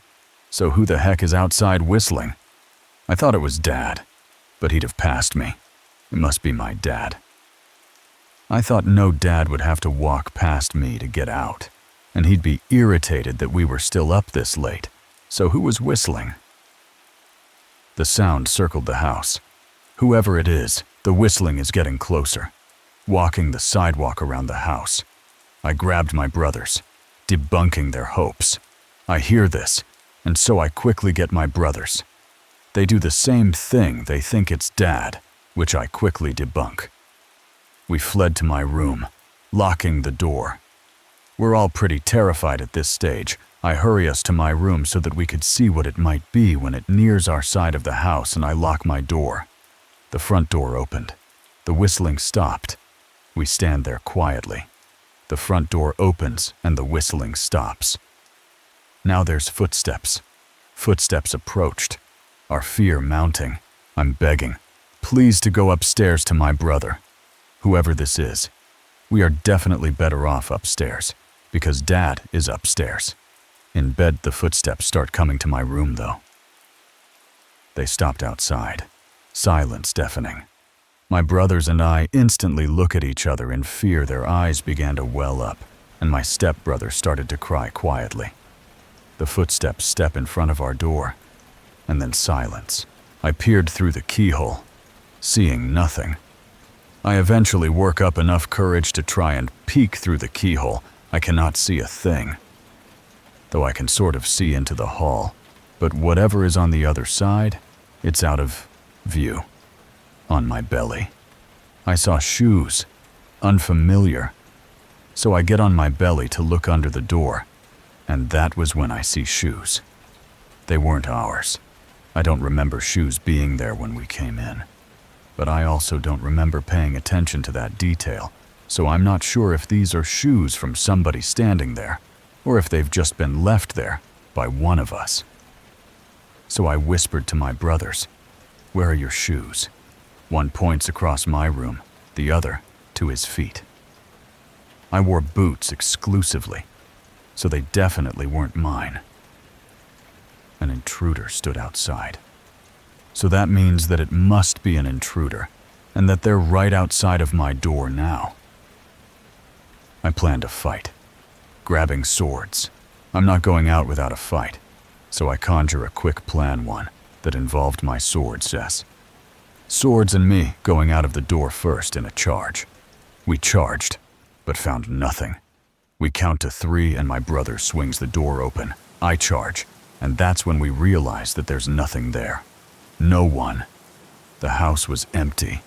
The shoes gone. There were no footsteps that indicated they left. The front door was closed and didn't seem to have been opened, indicating that anybody had left. So what gives? I checked the other rooms, only to be confronted by my dad in his boxers, curing me out for being up this late and being so loud. Dad dismissed our tale. We tried to explain, but he just wouldn't listen. Also, the shoes that I saw under the door were nowhere to be found. Years later, I ventured into the woods with my brother and cousins. Well, a year later, my brother, 2 cousins, and myself venture into the property next to mine, seeking adventure. Being the age that we were, well, we got lost at some stage.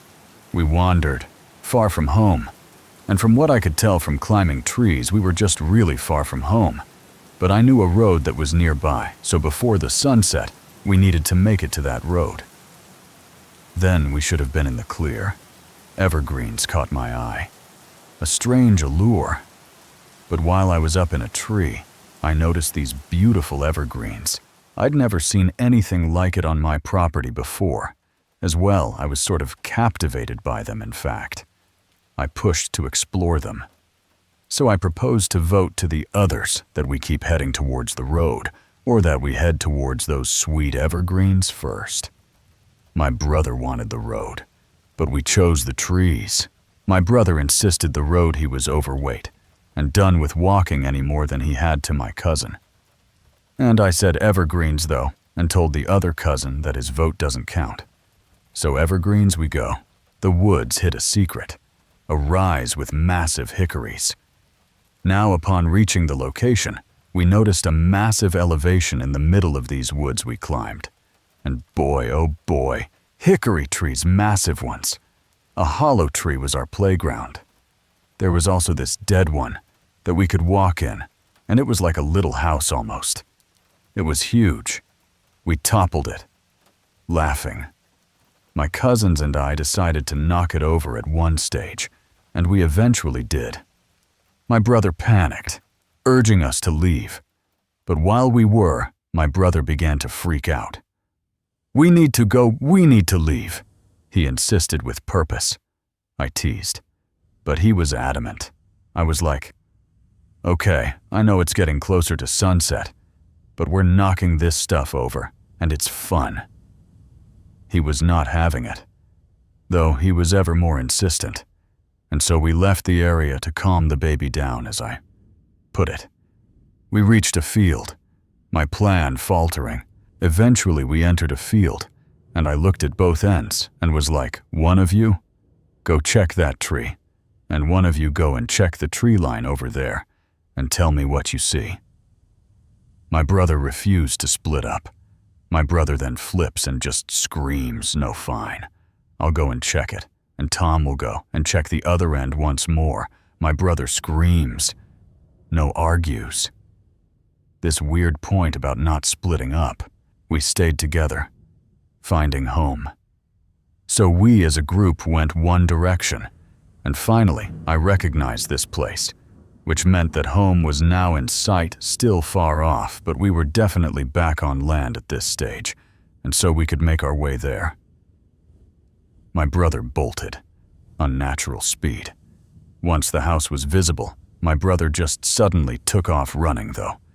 And I mean, he doesn't run, he's heavy.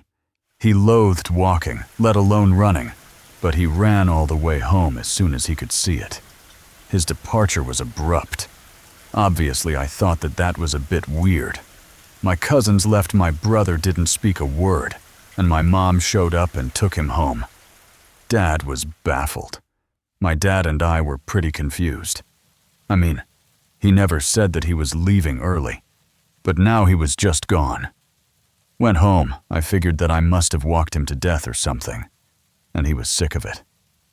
Later, he called, revealing his terror. Well, 30 minutes go by, and suddenly he calls. He says, "Joey, now I can tell you, I saw something. I don't know what it was, but it was tall, taller than Tom, faster than you, and it was watching us. You guys were knocking over the tree, and it kept running circles around us. I don't know if it noticed me watching it, but it was definitely watching us." So I asked, and you didn't say anything. Because he stammered, you guys would have wanted to run or fight it or something, and there's just no way that we could afford that thing, or outrun it. I figured that, because it didn't approach us, that we still had a chance to slowly get away from it. Whatever it was, though, Joey, it was a monster. It was hairy. It was big and it had a lot of teeth and looked crazy. And I'm never going back into those fields again. He never returned. His fear absolute. That's what he said, and he lived up to that promise. He never did. In fact, he quit visiting altogether after that. claiming that the monster was real and he didn't want to take his chances again. I kept his secret, sparing my step-siblings. A month goes by, and I didn't bother telling my step-siblings about this monster. I didn't want to scare them off. I mean, if I did, then I'd risk them quitting coming over like my brother did. But my stepsister saw it, too. One night, though, my stepsister gets me up, and she was sleeping on the couch, and said that she woke up to scratching noises. I was pretty irritated that she had woken me up like this, but then also couldn't believe why she had woken me up. Because she said, "Joey, that the devil is at the front door." I heard scratching. I sat up and there it stood. These crazy eyes looking at me. Teeth. So many teeth. It's big. Real big and hairy. And I'm scared. She begged me to check, but I refused. I asked what I was supposed to do, and she insisted that I go outside and make sure that it was gone. And I mean to heck with that. I ain't dying. 2 witnesses, unconnected, saw the same beast. I have 2 people telling me that there's this thing, and neither people talk to each other. So how could they collect elaborate? Everything is pointing towards this being real at this stage, and it's literally at my front door. I looked, finding only my dog. Eventually, I peek into the living room. I've obviously never seen this thing, but now I may get to. But alas, nothing was there. Actually, my dog was instead, and he was begging to be let in. He stayed outside, a fragile guard. He was a strictly outside dog and never was allowed in or wanted to be in. Really, and I mean, I wasn't about to open the door, so I'd figured that he'd just keep us safe in some capacity, being there, either by alerting us or being food for whatever was out there. Tom and I hunted it, using our cousin as bait. Eventually, Tom and I decided to try and hunt this thing as well. We took my younger cousin as bait, but we didn't have any luck. We found the place, but it was elusive. We eventually found the place where my brother claimed to have first seen this thing, but we were lost again. And the weirdest thing was that you would wander and wander, and suddenly you'd just sort of be there, with no real direction. It wasn't a place you found. It found you. What I mean is that it sort of wasn't like you could find it if you wanted to. You just sort of had to stumble upon it. I tied yellow rope to trees, a childish whim. Well, one day before leaving, having not seen a monster, I took a piece of yellow rope and tied 2 trees together. Nothing significant by any means. I was just a bored kid and thought that they grow together, and it would be cool. My uncle's discovery shook me. Another month drifts by, and my uncle stops by to go and do some tracking at one stage. It wasn't long, though, before he was back at the house, screaming at me about being a terrible person. I'm confused, and asked what he's going on about, and he said that just down the main trail, that there's a dead dog. A headless dog lay by my rope, bloodless. I really didn't see what the big deal was, so I went to check it out. And sure enough, there's this dog. But it's headless, footless, even the tail is gone. And weirdly, there's absolutely no blood anywhere. The silence was unnatural. Also, everything is deathly quiet all of a sudden, which that happened so many times that I was probably used to it at this stage. So it wasn't really a big deal. The cuts were too clean. But I certainly wasn't used to the mutilated dog, and no blood anywhere like this. The cuts were weird too because they were like super clean. The rope was mine. A message. But I noticed this rope next to the dog. This yellow rope. I stared at it for ages because I knew this rope. It was from my house, and it was the one that I had used on those trees. My stomach sank. But wait. I took that rope, and I tied it to those trees together. Panic suddenly sets in. Only 4 other people know about that place. Who moved it? I described it to my dad and uncle, who hunt on the property, and apparently they have never seen it. So that begs the question, who got their hands on this rope? I tied 2 figure 8s on it, and I mean, who would go through the trouble and place it here in the fork of the main trail next to a dead dog, like this? A mutilated dog. I returned, but the dog and rope were gone. I hiked home that day, and all I could figure was that something or someone was sending me a message. Well, a week later, my goofy self decides that I'm going to go and see if that dog is still there. But no, that dog is gone, and the rope is gone too. A bird, impaled, marked the spot. Suddenly, a flock of birds taking off from the trees in the bushes behind me, except for one bird that I noticed. I thought to myself that I could try and catch this bird, so I creeped up to it. But no matter how close I got to it, it just didn't seem to move. And that's when I noticed that it had been impaled on this tree branch right next to where the dog was. I fled. Done with the woods. Well, that was certainly enough for me, and so I hiked out of there. Now, I never did see a monster. A white figure haunted me, fleeting, and the most that I ever saw was like a ghostly white figure. For the longest time, I was the only one that saw it too. My brother saw it once, a shared truth, until one rainy day, my brother saw it with me, which was validating for sure. Years later, I brought my wife and friends. The last time that I was there was a few years ago. With my wife and a couple of friends, I wanted everyone to know and see where I grew up. Voices called, mimicking us. And while we were there, we separated briefly. Boys with boys and girls with girls. My wife eventually came to me and said, "Why do you keep calling for me?" My friend then said, "Yeah, is everything okay?" I replied with a smile and said, "Yeah. I heard you guys too, but we weren't calling." I looked to her friend's husband. He was like, "Yeah, I heard you too, but we weren't calling for you. We realized the trick, but we thought that you were calling for us." At this point, it was obvious that something weird was going on.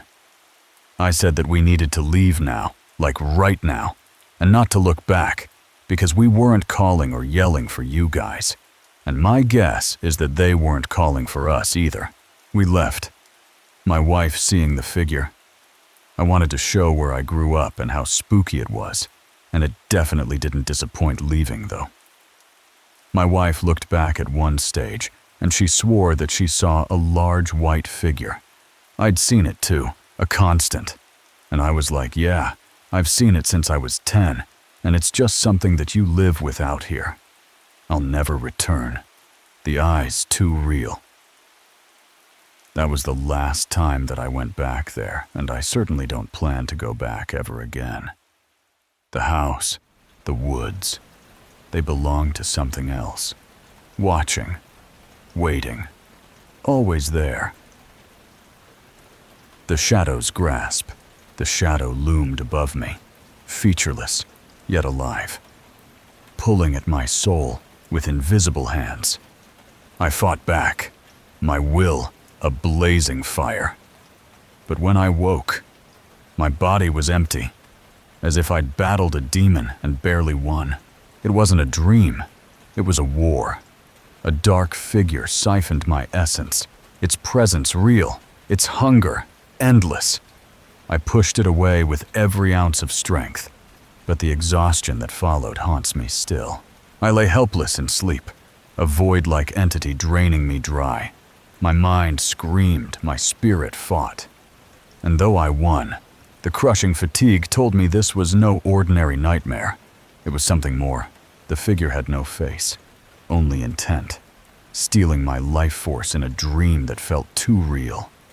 I clawed my way back, victorious but broken, wondering if I'd faced a parasite from beyond. In that one sleep, I met a shadow that wanted my soul.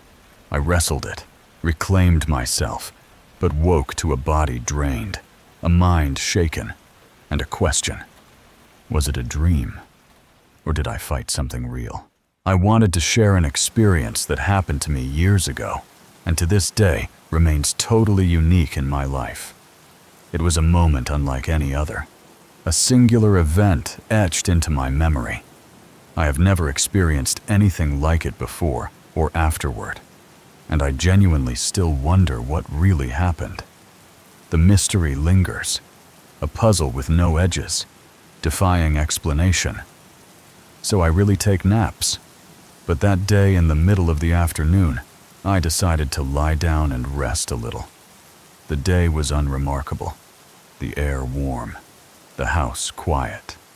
My bedroom was a sanctuary, its curtains soft, the bed inviting. Bit nothing unusual. I fell asleep pretty normally without any strange sensations or particular stress or anything. Sleep came easily, a gentle drift into darkness. My mind unburdened by worry. The world faded, the hum of the afternoon silenced. As I slipped into slumber, my life was steady then, no crises looming, no shadows cast by stress. I was just a person seeking a moment's rest, unaware of what awaited. The nap was a whim, a pause in a day like any other, but it opened a door to something beyond comprehension.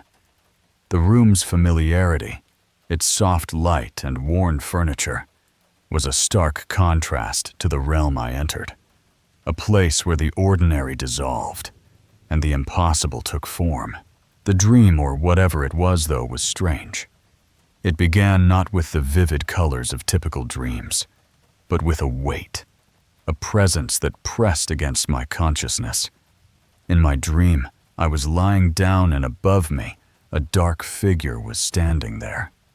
The figure was a void, human in shape, but devoid of detail, its edges blurred, its form a silhouette carved from night. It had no distinct features, just a human-like shadow, motionless yet threatening. Its stillness was predatory, a silent menace that chilled my core. But it wasn't just an eerie presence, it was actively trying to take something from me. The intent was palpable, a hunger that reached beyond sight. I physically felt a force attempting to pull something out of me, my energy, my soul, my consciousness, impossible to say. The sensation was a violation, a tug at the essence of my being, as if my very self was unraveling. But the sensation was undeniably real. It wasn't the abstract fear of a nightmare. It was tactile, a pressure that gripped my chest, my mind, my core. It wasn't just a scary nightmare, is what I'm getting at. It was something tangible, visceral, far beyond simple dream-induced fear. The shadow's pull was relentless, a vacuum seeking to consume, its silence louder than any scream. My instinct, though, was fight back. I didn't hesitate. I fought back immediately. The response was primal, a surge of defiance born deep within. It was a pure reflex, instinctive and primal. No thought guided me, only the raw need to survive, to protect what was mine. I put all of my willpower, all of my mental strength into reclaiming whatever was being taken from me. My mind became a fortress, my will a blade, cutting through the shadow's grasp. It felt like I was summoning every ounce of strength that I had and unleashing it into a single effort to take back what was mine. The effort was monumental, a gathering of every fragment of resolve, channeled into one desperate stand. I really cannot explain how, but it felt like a real battle, not a physical fight, not even a lucid dream struggle, but a raw, instinctual survival response in a dimension beyond the ordinary world. The struggle was ethereal, a clash in a realm where flesh meant nothing, where only will endured, and thankfully I won. The shadow recoiled, its pull weakening, my essence snapping back into place. The victory was sudden. A release that left the figure diminished, its form fading into the dream's void. I had reclaimed myself, but at a cost I couldn't yet fathom. The shadow retreated, but its touch lingered, a cold that seeped into my bones, a warning of what I'd faced. Waking up and what came afterward, I was not in a panic, not with a jolt or anything, but just sort of awake.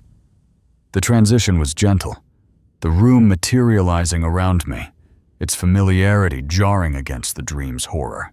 But my state was completely off. I was utterly drained all of a sudden, both physically and mentally. My body was leaden, my thoughts sluggish, as if I'd run a marathon in my sleep. A crushing fatigue weighed on me, as if I had actually fought something. The exhaustion was profound, a void where energy should have been. This wasn't just a lingering sense of fear from a bad dream. I was shaken, exhausted. My heart was steady, but my spirit was bruised, my vitality sapped, as if I had been completely emptied of energy. It took me a good hour of walking outside, breathing some fresh air, just to feel somewhat normal again. The backyard was a lifeline, its grass cool, the breeze a balm. Each step was an effort, each breath a reclaiming of myself. The world felt distant, my senses dulled, but the air slowly revived me, stitching me back together. It was a one-time event, no follow-up, and no explanation. The singularity of it was unnerving, a solitary intrusion into an otherwise ordinary life. What unsettles me the most, though, isn't just the intensity of the experience, it's how completely isolated it was. It stood alone, a monolith in my memory, untouched by other dreams. What I mean is that I've never experienced anything remotely similar before, or afterward. I don't suffer from sleep paralysis, and my dreams are usually pretty uneventful. My nights are mundane, filled with fleeting images, not battles with shadows. Nothing in my life changed after this event, just this one confrontation with something unexplainable. And that's it. The world moved on, unchanged, but I carried the weight of that moment, a secret struggle no one could share. So is it a hallucination, or was it a real supernatural experience? The question gnaws, a riddle without a key. The most rational explanation would be a hypnagogic hallucination, sleep paralysis, or some subconscious phenomenon, or something like that. Science offers answers. Brain glitches, stress, fatigue, but they feel hollow. But then why only this one time? Why the real sensation of a struggle and the distinct feeling that I had won something back? The battle's reality, its tangible stakes, defies logic. Why the complete exhaustion afterwards? The aftermath was too physical, too profound, to be mere imagination. Deep down, I like to believe that on that day, I pushed something away, that by sheer willpower, I defeated a presence that was trying to take a piece of me. The thought is a quiet pride, a belief in my own strength, and that whatever it was, after encountering my resistance, eventually gave up. The shadow's retreat was my victory, a testament to my will. Maybe it was just a dream. It's certainly possible, or maybe that day I really faced something invisible. The truth is elusive, a whisper in the dark, but the memory burns bright, a reminder of a battle fought and won in a realm beyond sight. The shadow's gone, but its echo remains, a question I'll never answer, a strength I'll always carry. Whispers in the Ambassador. New Orleans was a city of mystery, its streets alive with music and secrets. I arrived for work, skeptical of anything beyond the tangible, But the Ambassador Hotel would change that. I never believed at all in anything until I had my own experience at an old hotel in New Orleans. At the time it was called the Ambassador Hotel, chosen for its proximity to the convention center and modest price. It promised comfort in a renovated warehouse. I chose this hotel because it was near the convention center where I needed to be, and it was in my company's price range as well. But from the moment I stepped inside, an unease settled in. What's watching me? The hotel's boutique charm hid its industrial past, with exposed beams and aged brick whispering history. It was described as a boutique hotel.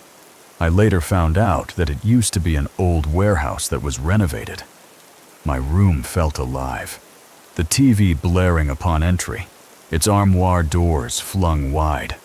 When I first entered the room, the TV was on, and the doors of the armoire where the TV was held were wide open. I shut it off, closed the doors, but the air turned frigid. I turned off the TV and closed the doors and started doing a little work at the desk, when suddenly my room became just ice cold. The thermostat, an antique slider, was maxed on cold. Who touched it? I went over to the thermostat, and it's one of those old-fashioned ones where you slide to the left for cold, and the middle position is off, and to the right was heat. I adjusted the thermostat to heat and left for the convention center, expecting normalcy upon return. The thermostat it was slid all the way to the left on cold, so I adjusted it to heat and then left the room to go to the convention center for a few hours. But the room was icy again. The TV on, the thermostat back to cold.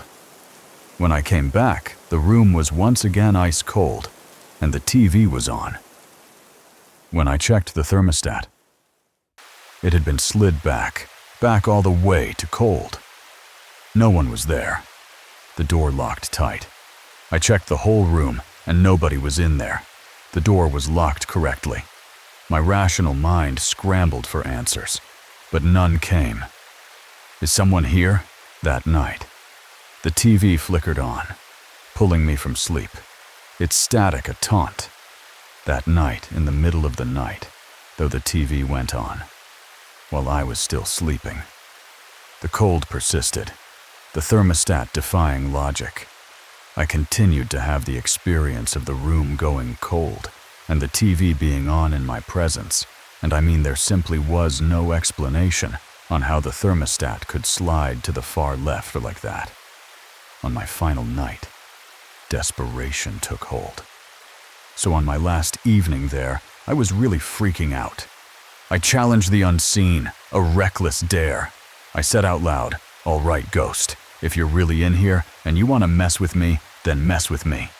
The response was immediate, terrifying. What have I done? At that moment, my bed immediately started shaking, not a little bit. It was literally violently shaking. The bed's violent tremors sent me scrambling, my heart pounding as I called the front desk. I instantly jumped out of bed and called downstairs, explaining what was happening. The clerk's casual mention of a haunted room chilled me further, and the person at the desk jokingly said, "You must be in the haunted room." He confirmed similar reports, offering a new room. I declined. He said that a guest reported the same experience a couple of weeks prior, but he didn't know if that was the same room or not. He kind of calmed me down a bit and offered to switch me to a new room.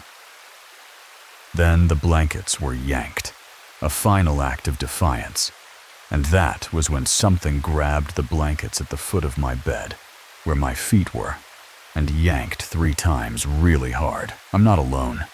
I'm not. The Ambassador Hotel was a labyrinth of history, its walls steeped in stories I hadn't believed until now. So my room had the original wooden beams, and all of them. That stuff. The first night, I dismissed the TV and open armoire as quirks of an old building. I found that a bit odd because in order to walk to the bathroom, you would have to have closed those doors, because the Emir was at the foot of the bed. But the cold was unnatural, seeping into my bones despite the thermostat's adjustment. When suddenly my room became just ice cold, I checked every corner, finding no explanation. I just tried to put it out of my head. The room felt alive, watching, waiting for me to acknowledge its presence. Each day at the convention center was a reprieve, but returning to the room was like stepping into a void. Over the next 3 days, I was gone at the convention center. The TV's persistent hum, the thermostat's defiance, became a ritual of dread. The TV was on when I checked the thermostat. It had been slid back all the way to cold. I questioned my sanity, wondering if exhaustion played tricks. Plus, I thought that I was going crazy, to be honest, and maybe hallucinating or something. But the final night shattered doubt, and around midnight my TV went on. My challenge to the unseen was a spark, igniting a response I couldn't ignore. I did something that you should probably never do.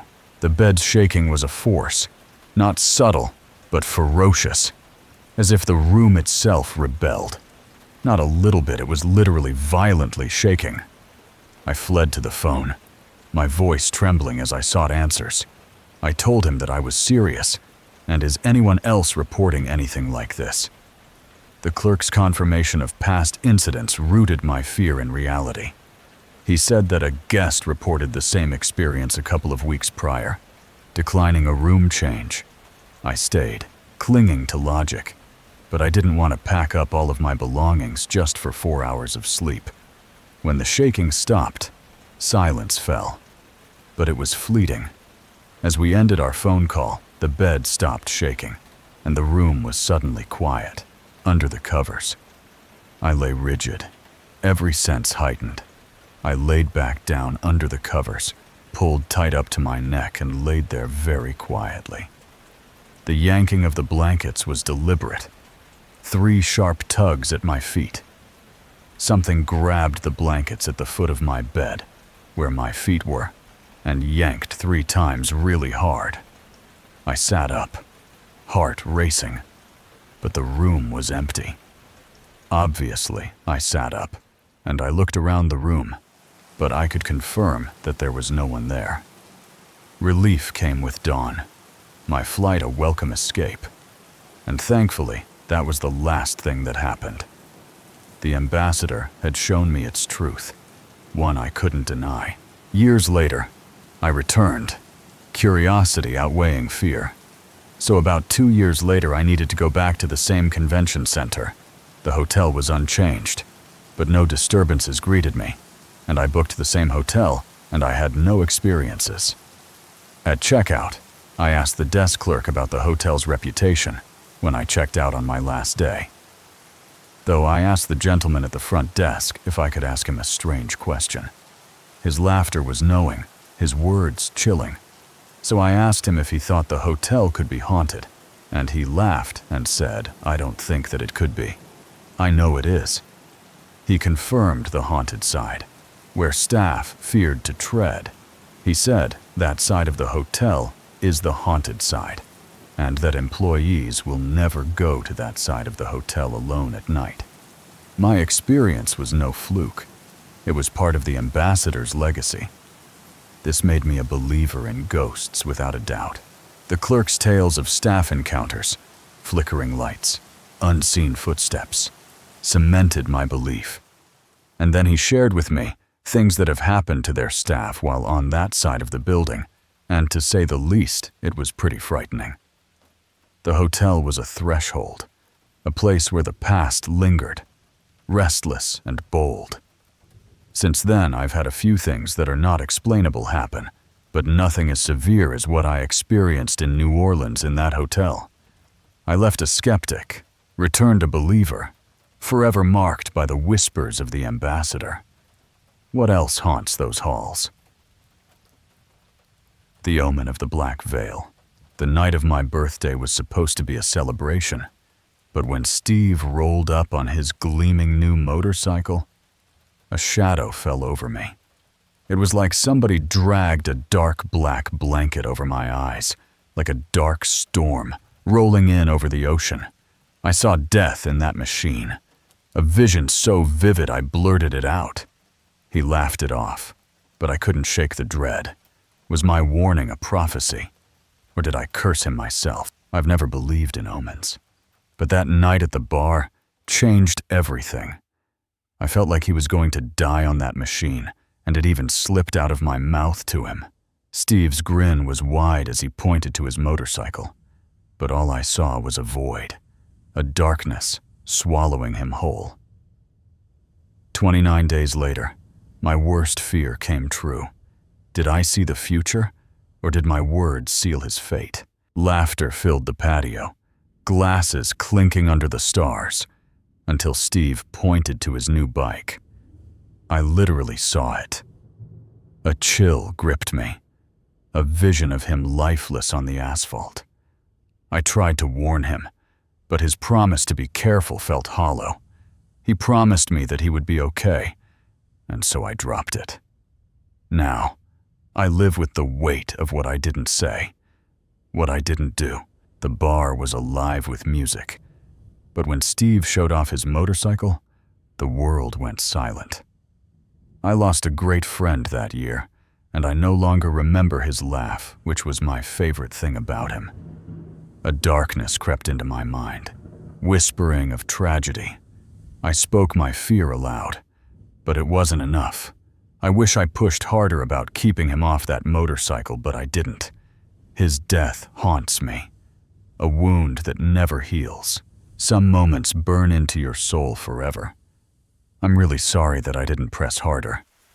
That night, as Steve revved his new motorcycle, I saw a vision of doom, a black veil over his future. I warned him, but not enough. I get to live with this the rest of my life. When he crashed, I wondered if my silence had killed him, if my fear had somehow shaped his end. It was my birthday, and the bar's patio was buzzing with life. Friends, drinks, the warm spring air. We were sitting on the patio when another of my friends, Steve, showed up at the bar. We were laughing and having a good time. Steve was the kind of guy who lit up a room, his laugh loud and infectious, like a melody you couldn't forget. Steve got excited and pointed to his new motorcycle parked across the street.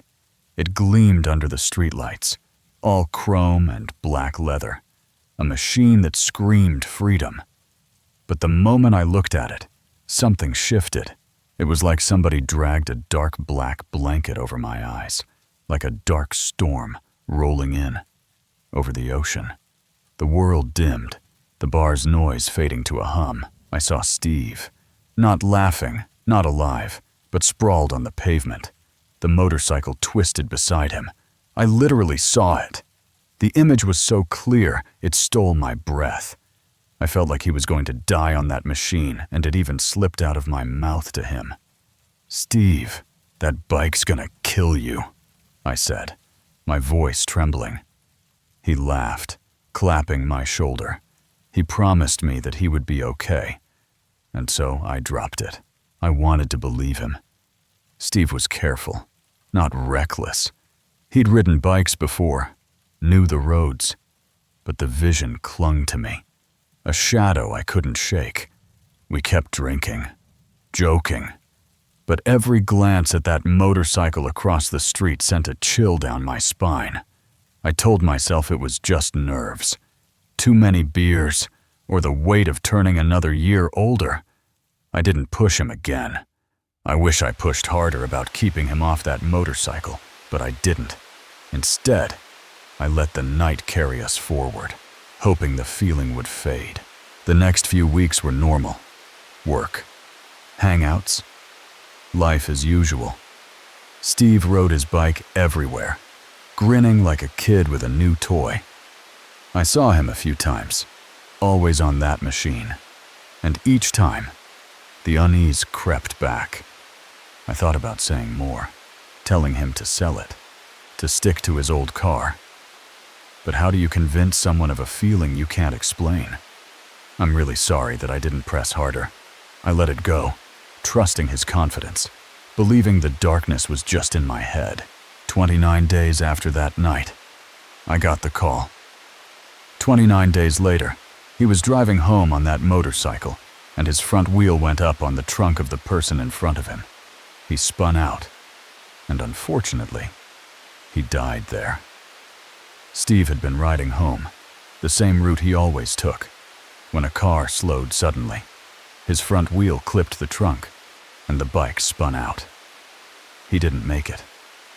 The news hit like a punch, the vision I'd seen at the bar replaying in my mind.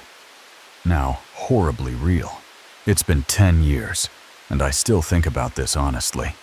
The guilt is a constant companion, a weight I carry everywhere. I lost a great friend that year, and I no longer remember his laugh, which was my favorite thing about him. Steve's laugh was what made him Steve. Loud, unapologetic, a sound that could lift any mood. Now, it's gone. Faded like an old song I can't quite recall. I feel partially responsible for putting that into the universe, sort of like I killed him. Did my words plant the idea? Did my fear manifest his fate? I'll never know. I get to live with this the rest of my life. I see his face in quiet moments, hear his voice when I pass a motorcycle on the road. I avoided his family after the funeral, unable to face his mother's grief or his little sister's tears. I'm sorry that I lived longer than him, and I'm really sorry that he didn't get to see his little sister get married too. She was just a kid then, full of dreams Steve would never see come true. I'm sorry that I couldn't face his mother about this. Sometimes, I scroll through X, reading stories of others who've had premonitions, wondering if they feel this same guilt. Was it a warning I failed to heed, or a curse I spoke into existence? I avoid bars now, avoid the sound of revving engines every birthday. I think of Steve, of the vision that came true, and of the words I didn't say. I'll never know if I could have saved him, but I'll always wish I'd tried harder. The shadow in the newsboy hat. I was like 6 or 7 years old. The world was still a place of wonder, where shadows held secrets and nights were for dreaming. I was sleeping in the dead of my grandma's house. The old house creaked under the weight of its years, its walls steeped in stories I didn't yet know. My parents were having a bonfire outside and drinking. Their laughter drifted through the window, a comforting hum against the dark. I woke up suddenly for some reason. My eyes snapped open, heart racing, as if the night itself had nudged me awake. What had pulled me from sleep? I started looking around the room in the dark. The room was a sea of shadows. Familiar shapes turned strange in the moonlight. It was then that I saw a little person dressed in all black. He was small, no taller than me, cloaked in darkness, a silhouette sharper than the night should allow. He had a little hat and like a little cape. The newsboy hat tilted just so, the cape fluttering as if caught in a breeze that wasn't there. Was he real, or was the dark playing tricks on my eyes? I realized that it looked like a shadow, like it was completely black. No face, no features, just a void where a person should be. He then ran across the room and into the closet. His steps were silent, a blur of motion too fast for a child's eyes to follow. But the closet door was closed, so he ran through the door. He didn't open it, didn't touch it, just passed through like smoke. My breath caught, a scream building in my throat. The world tilted, the impossible unfolding before me. What kind of thing could do that? I got so freaked out by that. Terror gripped me. A child's fear of the unknown made real. I screamed for my mom. My voice pierced the night, high and desperate, cutting through the bonfire's cheer. She heard me and came inside. Her footsteps pounded up the stairs, her face pale as she burst into the room. I told her what I had seen, and she believed me. Her eyes widened, but she didn't dismiss me. She said my grandma's house was crazy haunted. Her words were a whisper, heavy with truths she hadn't shared before. Why did she believe me so easily? My mom told me about this years later when I was older. The memory had faded, tucked away like a bad dream, until she brought it back. My mom was telling her brother, my uncle, what I saw. She described the figure, the hat, the cape. My uncle cuts her off and asks, did it have a newsboy hat and a cape? His voice was sharp, urgent. She said yes, and he says I've seen him too. He'd seen it years ago, perched on the wall behind the avocado tree, a cigarette glowing in the dark. The cigarette light up when he was taking a drag, and then he just suddenly disappeared. What was this thing that haunted us both? The house was more than old. It was alive, or so it seemed. My grandma's house was crazy haunted. My mother's words echoed as I grew older, each visit to the house tinged with unease. The figure I'd seen wasn't just a child's imagination. It was part of the house's fabric, woven into its creaking floors and peeling wallpaper. My uncle's story added weight to the mystery. He was sitting on the wall behind the avocado tree one night, and he was smoking a cigarette watching me. The image chilled me, a shadow with a glowing ember, observing in silence. If he was able to smoke a cigarette, is that even a shadow person at all? I started asking questions, piecing together the house's history. My grandmother had bought it decades ago, a fixer-upper in a quiet town. Locals whispered about its past, a fire in the 1920s, a family lost, a boy who'd vanished. The avocado tree, gnarled and ancient, stood where their garden had been. I wondered if the figure was tied to that tragedy, a remnant of a life cut short. My mother recalled odd moments, doors closing on their own, whispers in the attic, but she'd dismissed them until my scream that night. The whole thing still troubles me. The figure wasn't just a ghost. It felt purposeful, aware, as if it had chosen to show itself. As an adult, I dug deeper, driven by a need to understand. Was it a demon? It's like it was sentient, maybe. So what could it have been? I read about shadow people, entities said to linger between worlds, some benign, others malevolent. The newsboy hat, the cape, they didn't fit the usual tales of faceless specters. I found stories of hat men, dark figures with distinct headwear, often tied to fear or warning. But the cigarette, the act of smoking, suggested something more human, more grounded. I visited the house again, now empty after my grandmother's passing. The closet door was still there, its wood warped but solid. I stood where I'd seen him, my skin prickling, but nothing stirred. I spoke to my uncle, now graying but sharp-eyed. He had seen him too. His encounter was vivid, the figure's gaze heavy, almost judgmental. It wasn't just watching, he said. It was studying me. He'd felt no malice, only a strange curiosity, as if the figure was tethered to the tree, the house, the land. We searched old records, finding a newspaper clipping about a young newsboy who died in the fire. His body never recovered. His father, a smoker, had perished too. Was the figure the boy, forever trapped, or something else, wearing his shape? I don't know what to make of it all these years later. The truth eluded me. But the house held its secrets tight, its walls silent but watchful. The shadow in the t-shirt Your room is your castle, a safe corner of the world. But what happens when a sound breaks the quiet and a figure you love moves in the dark?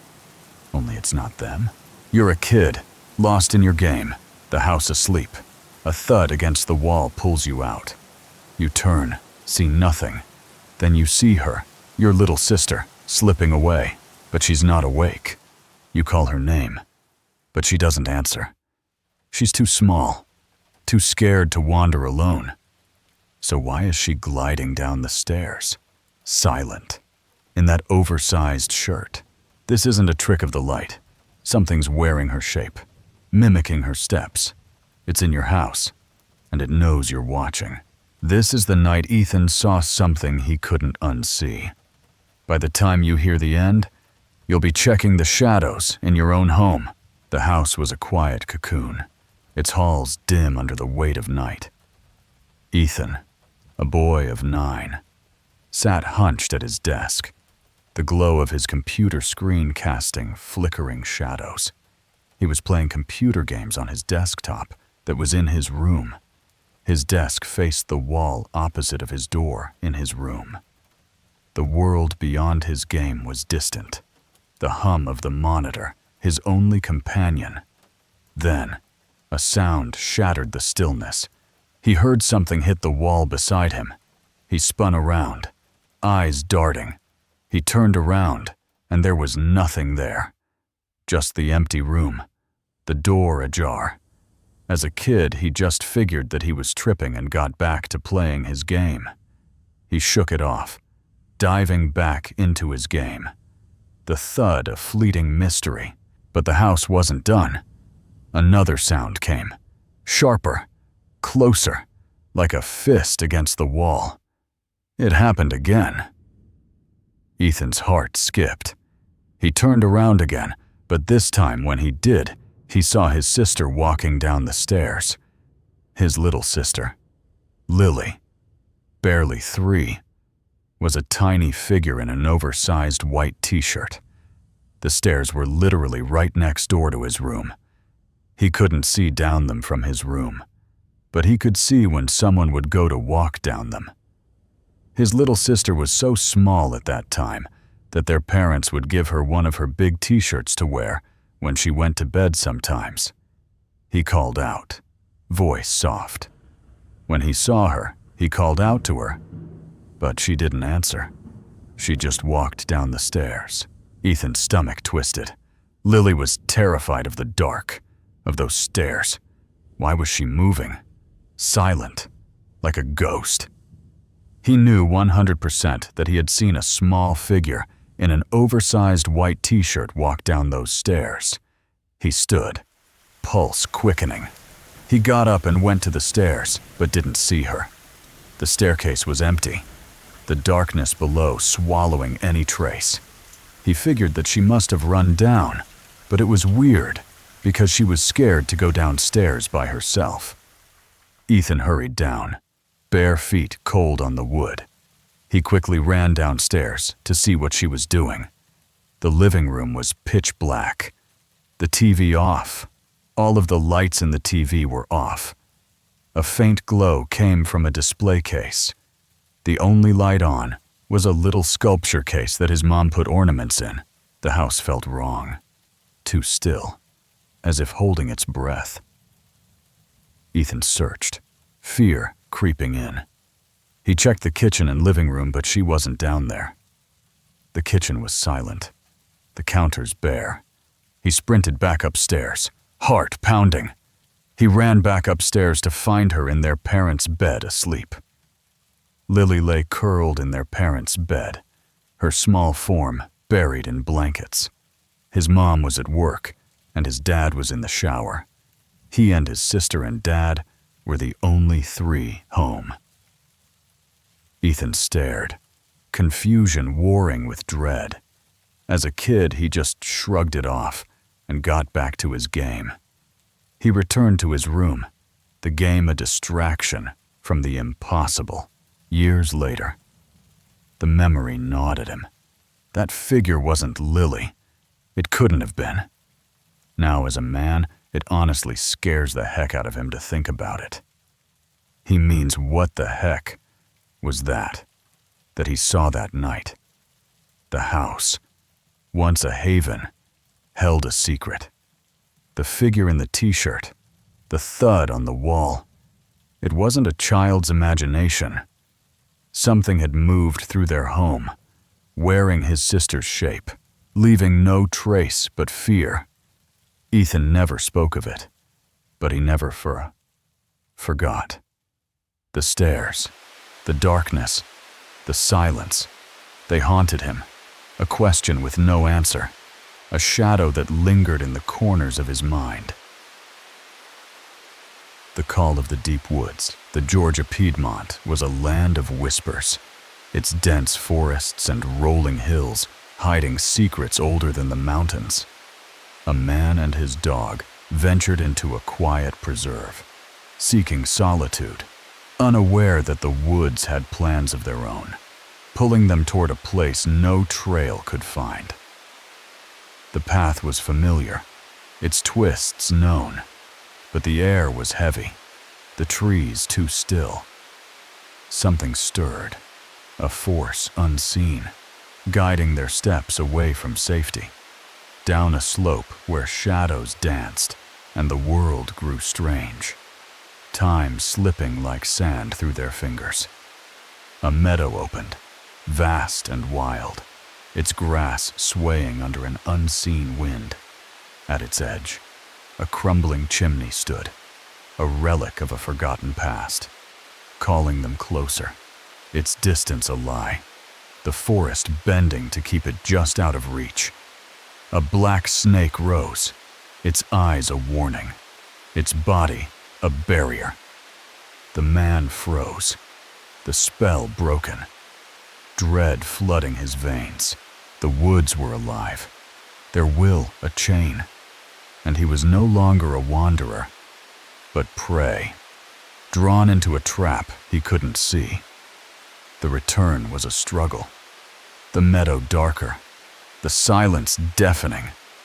The forest let them go, but its gaze lingered, a promise that some places were not meant for men, their secrets guarded by forces that defied reason.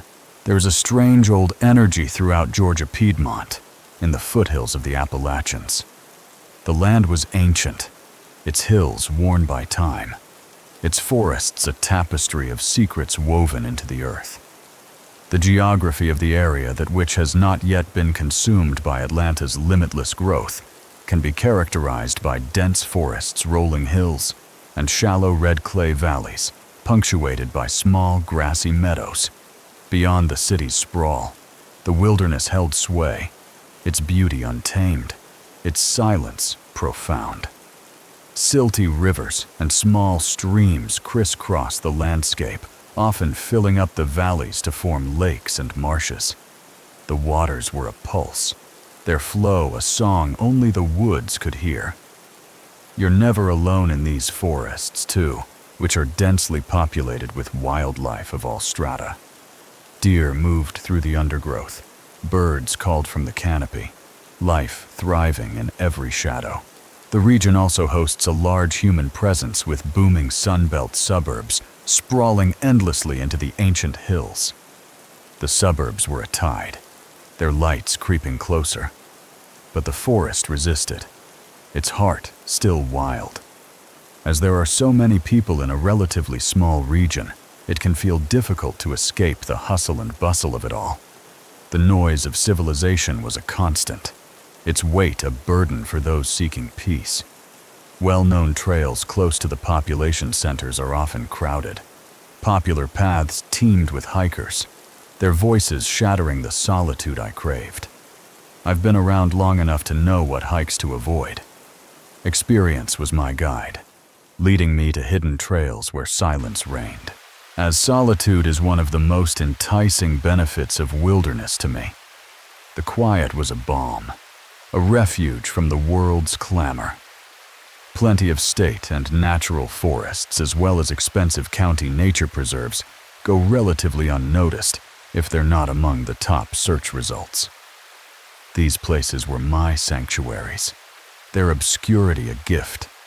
My Labrador puppy loves to accompany me on any hike. His name was Rusty, his energy boundless, his tail a metronome of joy. I loaded him into the cab of my tired old pickup and drove us out to a close-by nature preserve that we frequent. The truck rumbled, its engine a familiar hum. The preserve, a place we knew well. A small gravel parking lot was totally empty when we arrived. The silence was immediate. The lot a gateway to the wild. The trail that we took led straight from the parking lot and was one of the most popular. Its path was clear, its markers worn but reliable. A route I'd walked countless times. Under the tree cover, the landscape was already beginning to darken. The canopy was thick, its shade a cloak, the air cool and heavy. As we got on our way, the roar of cicadas immediately drowned out the soft percussion of our footsteps. The forest's song was alive, its rhythm a pulse that matched Rusty's eager steps. The trail was a friend, its bends familiar, but today it felt different. Its silence too deep, its shadows too long. Rusty's ears twitched, his nose low, sensing something I couldn't, his pace quickening, as if drawn by an unseen hand. We crossed a creek, its waters white and wild, and pushed through pines, their needles a carpet underfoot. The trail opened to a meadow, vast and untamed, but my feet turned left, away from the path, down a slope I'd never taken. Rusty at my side, both of us pulled by a force I couldn't name. The meadow sloped to a grove, its trees ancient, their branches a wall. A chimney stood beyond, red brick crumbling, a relic of a lost time. Its presence a magnet, calling us closer, yet staying distant. The forest warping to keep us at bay. We moved deeper, the woods dim, the air thick with intent. A black snake rose, its body a barrier, its eyes a command. The spell broke, fear flooding in. The forest's will clear. We were not welcome, its secrets not ours to claim. The return was a battle, the meadow darker, the silence a weight. The woods released us, but their warning lingered, a whisper of dread that followed us home. A reminder that some places were alive, their truths hidden in the deep. After crossing a whitewater creek and proceeding through a thicket of tall pines for not more than 2 miles, the view suddenly opens up to an expansive, untamed meadow. The meadow was a sea of grass, its edges wild, its center a mystery. Markings on trees along the right-hand side clearly indicate where the trail resumes on the opposite corner, several hundred yards away. The path was clear, its destination known, but my feet betrayed me. The majority of the meadow slopes down gradually to the left, dotted with occasional dogwoods, and is sliced off sharply by another wall of old-growth pines before the bottom of the hill. The slope was inviting, its pull irresistible. Now, although I was familiar with the trail, I suddenly found us cutting swiftly leftward through the tall grass and down the hill toward the grove at the bottom of the meadow. The movement was instinctive, my body moving before my mind could question. Both my pup and I were drawn with urgency to this off-trail area of the preserve. Rusty's tail wagged, his nose to the ground, his pace matching my own. Both of us caught in the forest's spell. Soon enough, we were at the trees and taking our first steps into the dim woods. The grove was dark, its branches a cage, its air heavy with age. Through the branches ahead, I could see a crumbling red brick chimney standing alone in the brush. The chimney was a ghost, its bricks worn, its purpose lost to time. It didn't appear to be far away, but as we continued to advance toward it for several minutes, It seemed that for whatever reason, we just weren't getting any closer. The distance was a lie. The forest bending, its paths twisting to keep the chimney out of reach. Suddenly, a large black snake stopped us in our tracks, positioning itself as if to block us and staring with a raised head. Its eyes were sharp, its stance deliberate. A guardian of the grove. This is highly unusual behavior for black snakes, which are normally furtive and keep away from people. The snake's defiance was a shock, its presence a warning. This slight shock snapped me out of my almost trance-like state, and suddenly everything felt very wrong. The forest's pull faded, dread rising, the air cold despite the summer warmth. I took it as a sign that we were not welcome in that part of the forest and no longer wanted to investigate the chimney. The chimney was a lure, its mystery a trap I no longer wished to chase. It took much longer than I expected to get back into the meadow. The return was a struggle, the trees reluctant, their branches clawing at us. At this point, I was drenched in sweat, and my pup was panting hard. Whereas not long ago, we were enjoying the relatively cool summer evening. My body was heavy. Rusty's steps labored, the forest's grip lingering. The meadow, too, was now dark. The light was gone, the grass a shadow, the world altered, and everything was now completely silent. The cicada's song was absent, the forest's pulse stilled, its silence a weight. I've had similar encounters throughout the region, where the laws of space and time seem to be somehow suspended in certain areas of the backwoods. The Piedmont was a place of anomalies, its woods a maze where reality bent.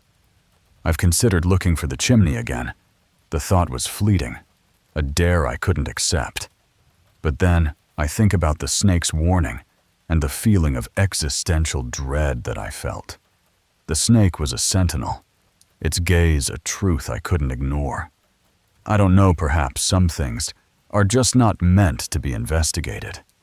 The forest kept its secrets, its call a whisper I'd never answer again, its mystery a shadow that lingered in my dreams.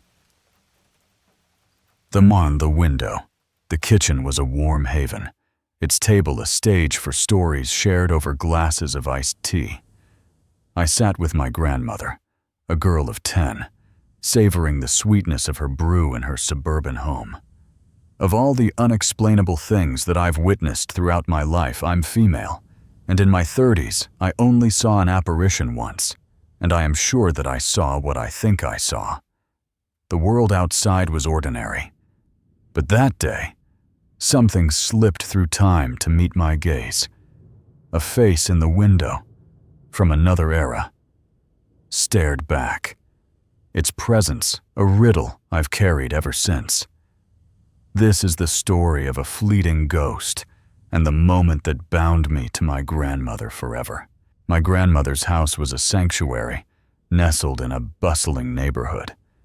I was about 10 to 11 years old.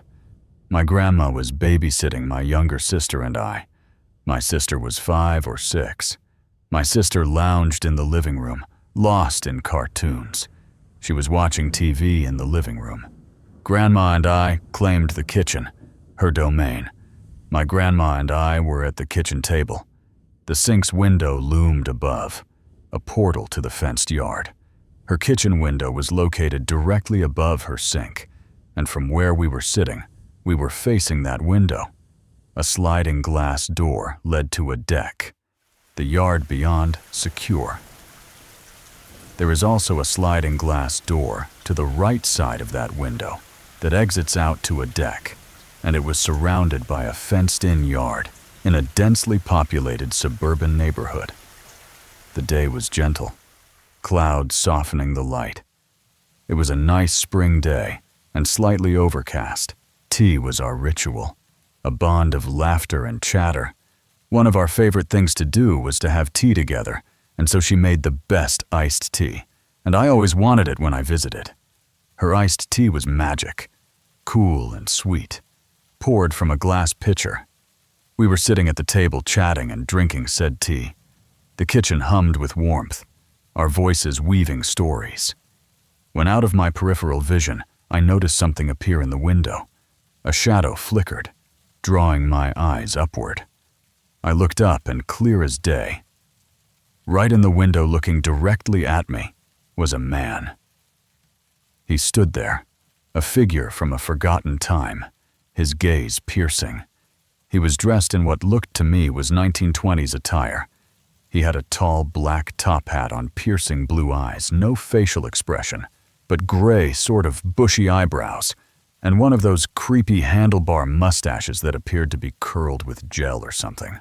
His presence was vivid, yet unreal, like a photograph come to life. Now I had an active imagination as a kid, and I was in somewhat of a daze as I was looking at him through the window. I felt no fear, only wonder. My mind slow to react. I didn't feel scared for some reason, but I must have had quite the expression on my face. Grandma's touch broke the spell, her voice low, because my grandma gently tapped my arm and said, in almost a whisper, "Not to scare my little sister. But do you see that too?" "Sweetie," I looked back, but the window was empty. With that, I looked back at the window, and he was gone. We rushed outside, searching the deck and yard, finding nothing. My grandma and I went outside and inspected the deck and yard, but there was nothing. The air was still, the neighborhood quiet. No trace of him. Back inside, we compared what we saw. I asked my grandma what she saw in the window, and she told me that it looked like a middle-aged man from the past, who she did not recognize. I pressed for details, needing her truth to anchor mine. I asked if he had a mustache, and she said yes. I asked what kind of mustache she saw, and she said that it was big and curled. Her words matched my vision. A man, not of our time, with a curled mustache. Had my grandmother not been there to validate what I saw in that window that day, I would have gone the rest of my life thinking that I conjured that image up in my mind. Her confirmation was a lifeline, proof I wasn't dreaming. But the fact that she saw it too well again, I know what I saw. The man was gone, but his image lingered, etched in my memory. Years later, I still see him. Those blue eyes, that hat, that mustache, clear as day. A visitor from a time not ours, watching, silent, and forever unexplained. The presence upstairs, the breath in my ear wasn't human, whispering, "Come downstairs." I froze, goosebumps prickling, knowing I was alone. Yet something in the duplex wanted me, and it wouldn't stop until I fled. 3 smacks hit my doorframe, loud as gunshots. The footsteps weren't Cassidy's. The dogs were gone, and the shadow in my mirror was 7 feet tall, daring me to stay. It brushed my chest, growled behind my shoulder, and slammed my closet door. The duplex wasn't just haunted, it was hunting me, and every step I took, it followed, closer than my shadow. My phone recorded it. "Get out," clear as day, from an empty house. The entity didn't want me in the duplex. It wanted me gone, and I ran before it could claim me. The footsteps paced my hall, heavy, deliberate, no longer a child's patter. It grabbed my leg, pulled my shirt, and loomed in my room. A darkness that owned the house I could never call home. So I moved in with an old roomy Cassidy and her 2 dogs. The duplex was a new chapter, a step up from the cramped apartment we'd shared for a year. We had an apartment for a year prior to moving to the duplex. That place had been a chaotic haven, but the duplex promised space, even if it came with quirks. The new place was on the south end of Columbus, not the best area, but I can deal with addicts and persistent homeless people no problem.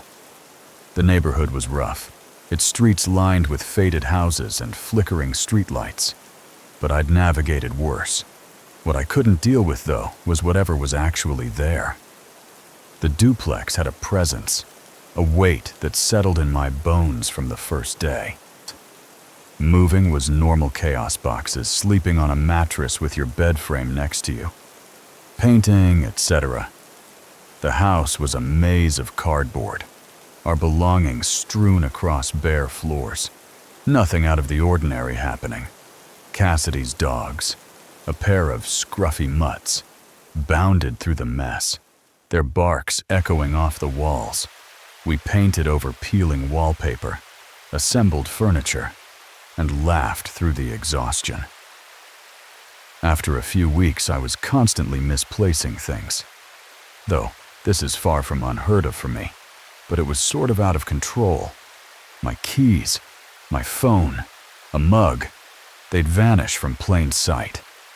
Keys I put in the middle of a table wouldn't be there. 10 minutes later, I'd start looking for them, and then eventually, they'd be back where I left them. The pattern was maddening, a game I didn't understand. This wasn't daily or anything, but enough to mention for sure. Duplex was 2 stories, terrible creaky floors, thin walls, and I could hear my neighbors' farts. The house groaned with every step, its walls paper thin, carrying every sound from next door. And for a bit, it sounded like somebody was walking on the second floor, but nobody was home up there. The footsteps were light, a quick patter, like a child scampering across the floorboards. In the end, I just assumed it was the neighbors, and I could hear them. The explanation was logical, the duplex's structure amplifying their movements. That assumption, though, was disproven when my neighbors were out on their shed porch and I was inside, and I heard the footsteps. The porch was visible through the kitchen window, their laughter clear, yet the steps echoed above. And thought, oh, okay, so we really do have a little ghost here. I mean, whatever, I can deal with that. The footsteps were light, and always in a sort of quick patter, like a little kid who doesn't know how to skip. Trying to skip or whatever. They were playful, almost innocent, a quirk I could live with. I'd get a tap of my shoulder here and there as well, but all harmless stuff. The touches were fleeting, a brush against my arm, a nudge on my back, like a curious child testing boundaries. The duplex felt alive, its creaks and taps a language I was learning, but I wasn't afraid. Not yet. Soon I started hearing my roommate ask for me or say my name when she wasn't home. The voice was hers, soft but clear, calling from the hall or downstairs. I never said anything to her in fear of sounding bonkers. The idea felt absurd, a trick of my mind in the old house's echo. But roommate comes to me in the morning and asked if I had anything spooky happen in the house beyond the footsteps and such. Cassidy's eyes were serious, her coffee mug trembling slightly. I told her then about hearing her ask for me when she wasn't home. The confession was a relief, my voice steady despite the chill it brought. She paused and did one of those eyes slightly closed. Okay, sort of soft nods told me that she's been having the same thing happen, but obviously me asking for her. Her words mirrored mine, a shared secret we'd both buried. She never wanted to say anything for the same reason, but as she was falling asleep last night, her mirror fell. One of those cheap Walmart floor mirrors. Well, it didn't fall technically, because it started to tip over. Paused for a second, cracked, and then fell. The mirror's collapse was unnatural, a deliberate act that shook her. She got freaked out by this, but didn't know if she was just lucid dreaming or what. The uncertainty gnawed at her, a doubt we both felt. After she mentioned this, and we both acknowledged hearing stuff, it was then that things began to pick up a smidge. The duplex seemed to awaken, its presence bolder, as if our recognition had given it power. The footsteps became more frequent. I had a few taps on my back and would occasionally catch something just in the corner of my eye, but never full on. Shadows flickered, always just out of reach, a tease of something watching. And I mean, things like this happened. But nothing crazy happened for a bit. The house settled into a rhythm of unease, its quirks constant but bearable. But late January, Cassidy is out for the night, and I'm passing out of my bed. I'm in that sort of juicy spot. Park comfort and cozy levels. Reached and where you know you're about to fall asleep. The bed was a cocoon, the room warm, my eyelids heavy. But then I feel breath in my ear, and here I'm downstairs, come on. The voice was low, intimate, a whisper that wasn't Cassidy's. At that, I get covered in goosebumps, my skin prickled, my heart racing. My phone dings, and there's a notification from my security camera downstairs. The alert was a jolt, proof something moved below. I immediately text my roommate and surround myself with her dogs. The dogs were a shield, their warmth a comfort, as I waited for Cassidy's reply. We chat about it the next day, and agreed upon, yeah, spooky for sure, but like, what can we do? And we move on. The acceptance was reluctant, a pact to endure what we couldn't explain. The breath lingered, a cold that clung to my ear, a promise that the duplex wasn't ours alone. Everything stays the same for a while until Cassidy moved out and obviously took her dogs with her. The duplex felt hollow without her laughter, the dogs' barks, the shared weight of our fear. And then everything got wild fast. The house turned hostile, its presence no longer playful. Within the first week of solo house life, I'm in my room laying in my bed. The foot of my bed faces the door. TV is to the right of it. I'm not sleeping, just sort of chilling watching TV. The screen glowed, a sitcom's laugh track, a frail shield against the silence. And from the top of the door frame is a smack 3 times, like undeniably like an open palm hitting it. The sound was violent, deliberate, a demand for attention. Not like, oh, what's that noise, but more like, to heck with that. My heart pounded, the room shrinking. That night I go and sleep downstairs. The couch was a refuge, the first floor safer. But sleep was fleeting. I then move out of my bedroom and into Cassidy's empty room the next day. Her room was bare, its walls unmarked, a blank slate I hoped would be free of the entity.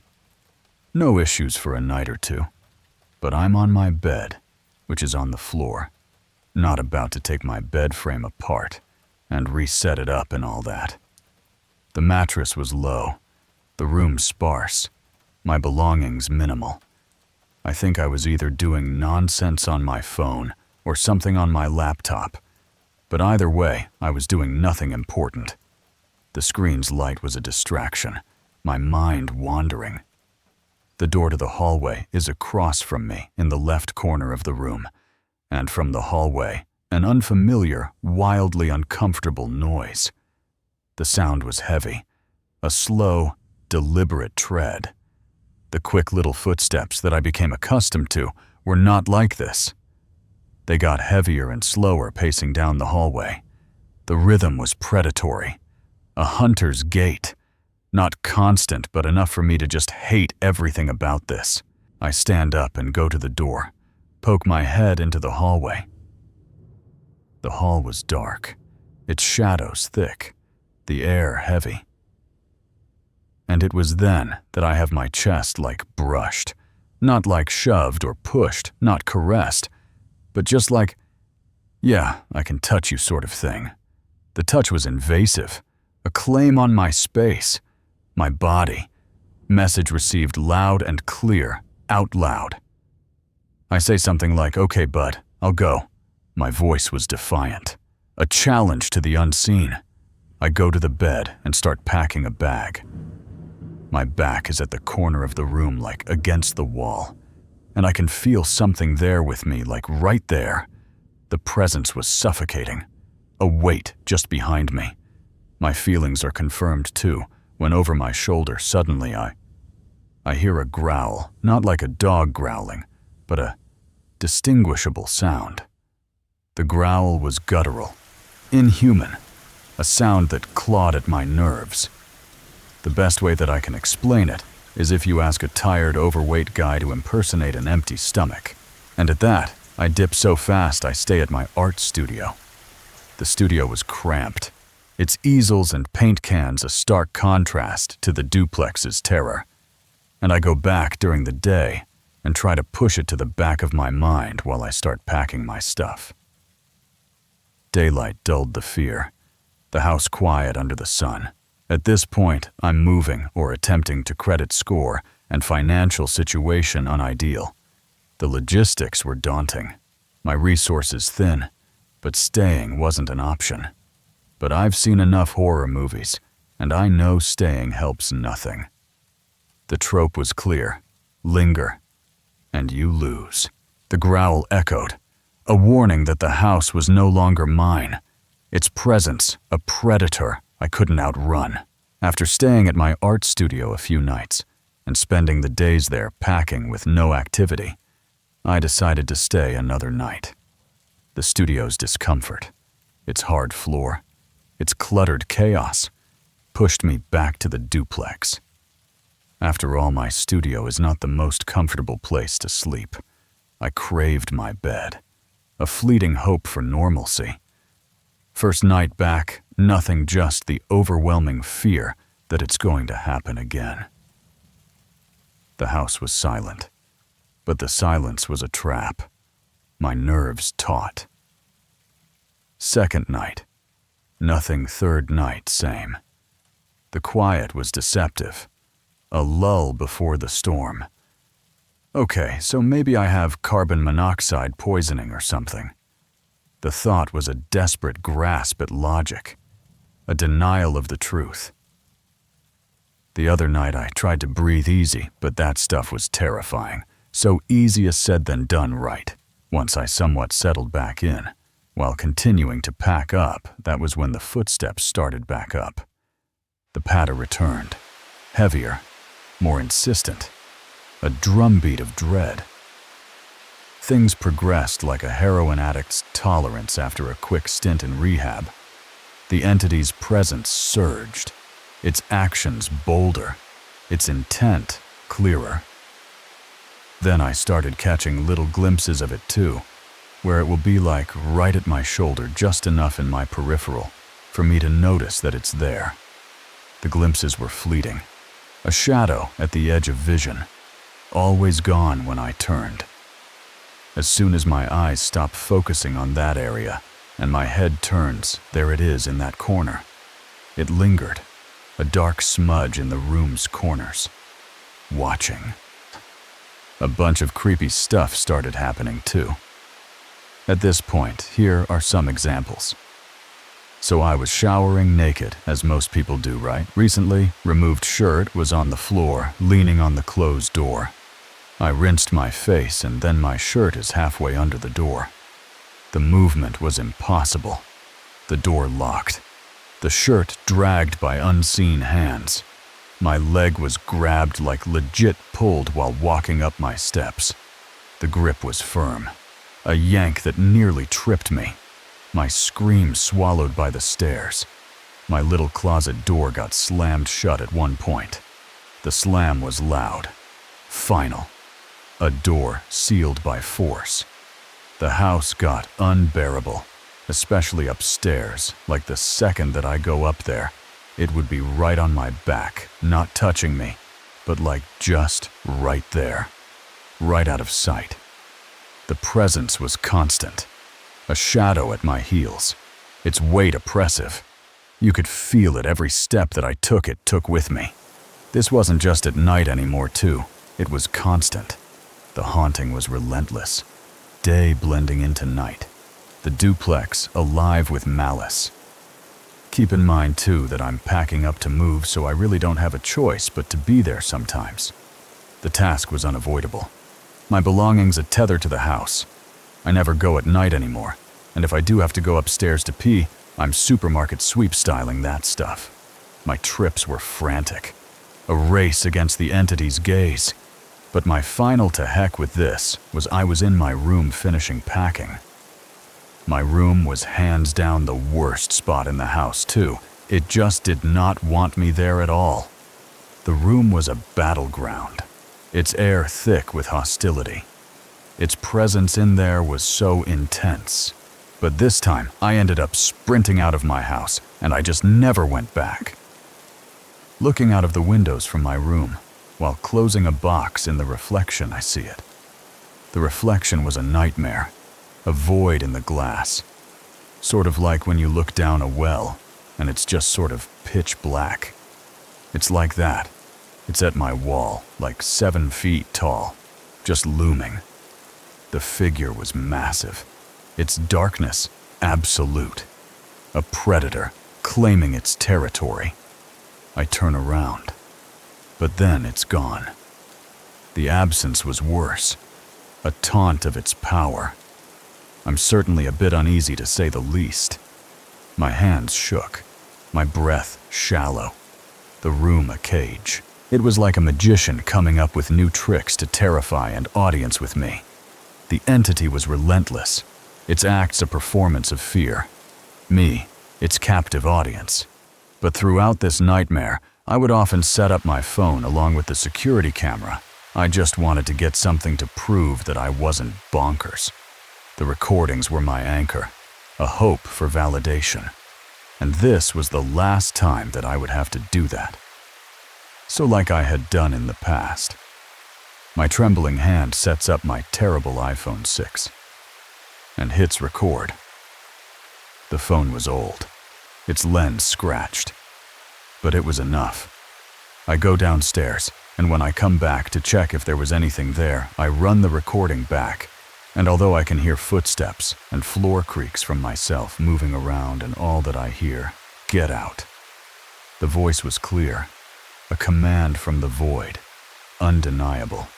And so at that, I certainly did. I fled. The duplex abandoned, its darkness left behind, but its echo followed me, a scar I'd carry forever. The voice said, "Get out," and I obeyed, leaving the duplex to its shadow. My freedom won at a cost I'll never forget. The backward knees. The Midwest was my playground, a patchwork of fields and forests just north of Chicago, where adventure called. As a kid, the world was simple.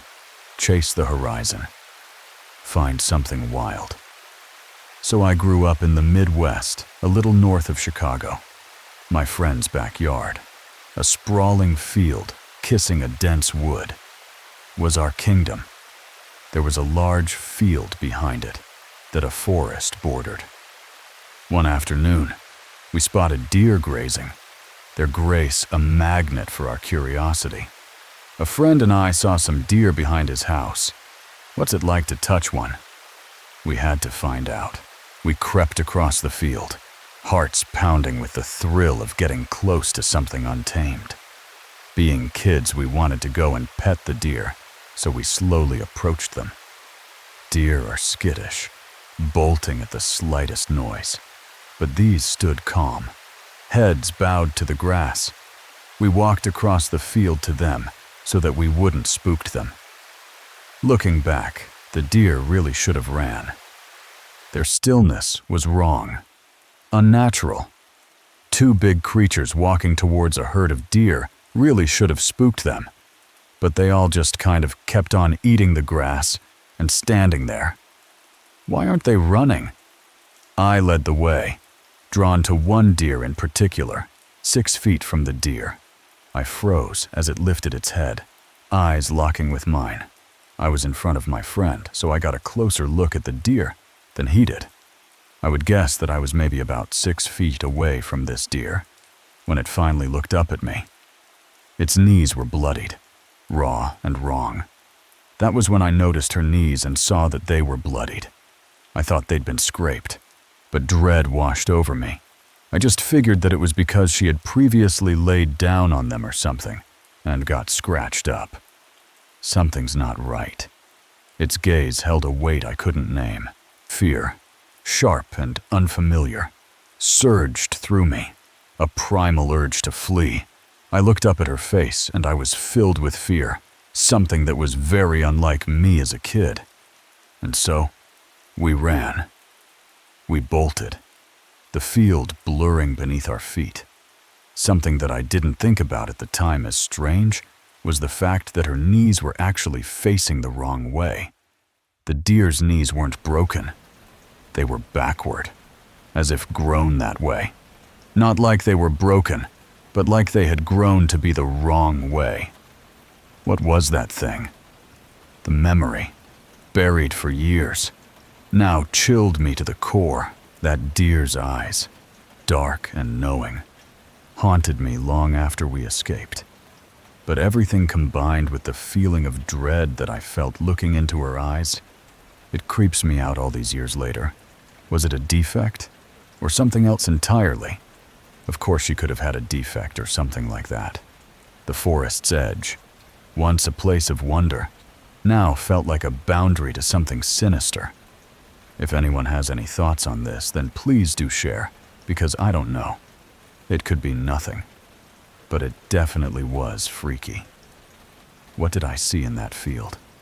The answer eludes me, but the fear remains, a whisper from a childhood moment that refuses to fade. The field behind my friend's house was a stage for countless adventures, a place where we'd chase fireflies and dream of the unknown. So I grew up in the Midwest, a little north of Chicago.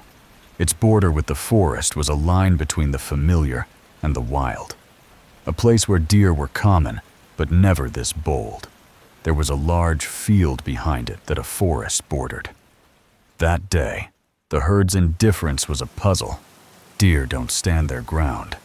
Looking back, the deer really should have ran. My friend trailed behind, his excitement mirroring mine. But I was the one who saw it first. I was in front of my friend, so I got a closer look at the deer than he did. As I neared the deer, its stillness grew eerie, its head rising to meet my gaze. When it finally looked up at me, the blood on its knees wasn't just a scrape. It was a sign of something wrong. That was when I noticed her knees and saw that they were bloodied. I tried to rationalize it, but the fear was visceral. A gut punch that defied my usual bravery. I just figured that it was because she had previously laid down on them or something and got scratched up. When its eyes met mine, I felt exposed, as if it saw through me. I looked up at her face, and I was filled with fear. Something that was very unlike me as a kid. We ran, our feet pounding the earth, the forest looming like a silent witness. And so we ran. Later, the memory clarified. The knees weren't injured. They were reversed, a grotesque inversion of nature. Her knees were actually facing the wrong way. Not like they were broken, but like they had grown to be the wrong way. Could it have been a birth defect? Of course she could have had a defect or something like that. But the dread in those eyes wasn't animal. It was something else. Something that didn't belong. The feeling of dread that I felt looking into her eyes. It creeps me out all these years later. The forest's edge became a place I avoided. Its secrets too heavy for a child's curiosity. It definitely was freaky. I've asked others, seeking answers, but none satisfy. If anyone has any thoughts on this, then please do share, because I don't know. Was it a trick of the light? Or did I brush against something beyond understanding? It could be nothing. The Midwest's fields are quiet now, but that deer's gaze lingers. A riddle etched in fear. A moment when the world revealed a glimpse of its hidden truths. Thank you for listening till the end. Tomás, if you hear a knock at 3 a.m. tonight, don't answer it. Maybe the next story is coming. Symbiotus for you. See you the in your next nightmare.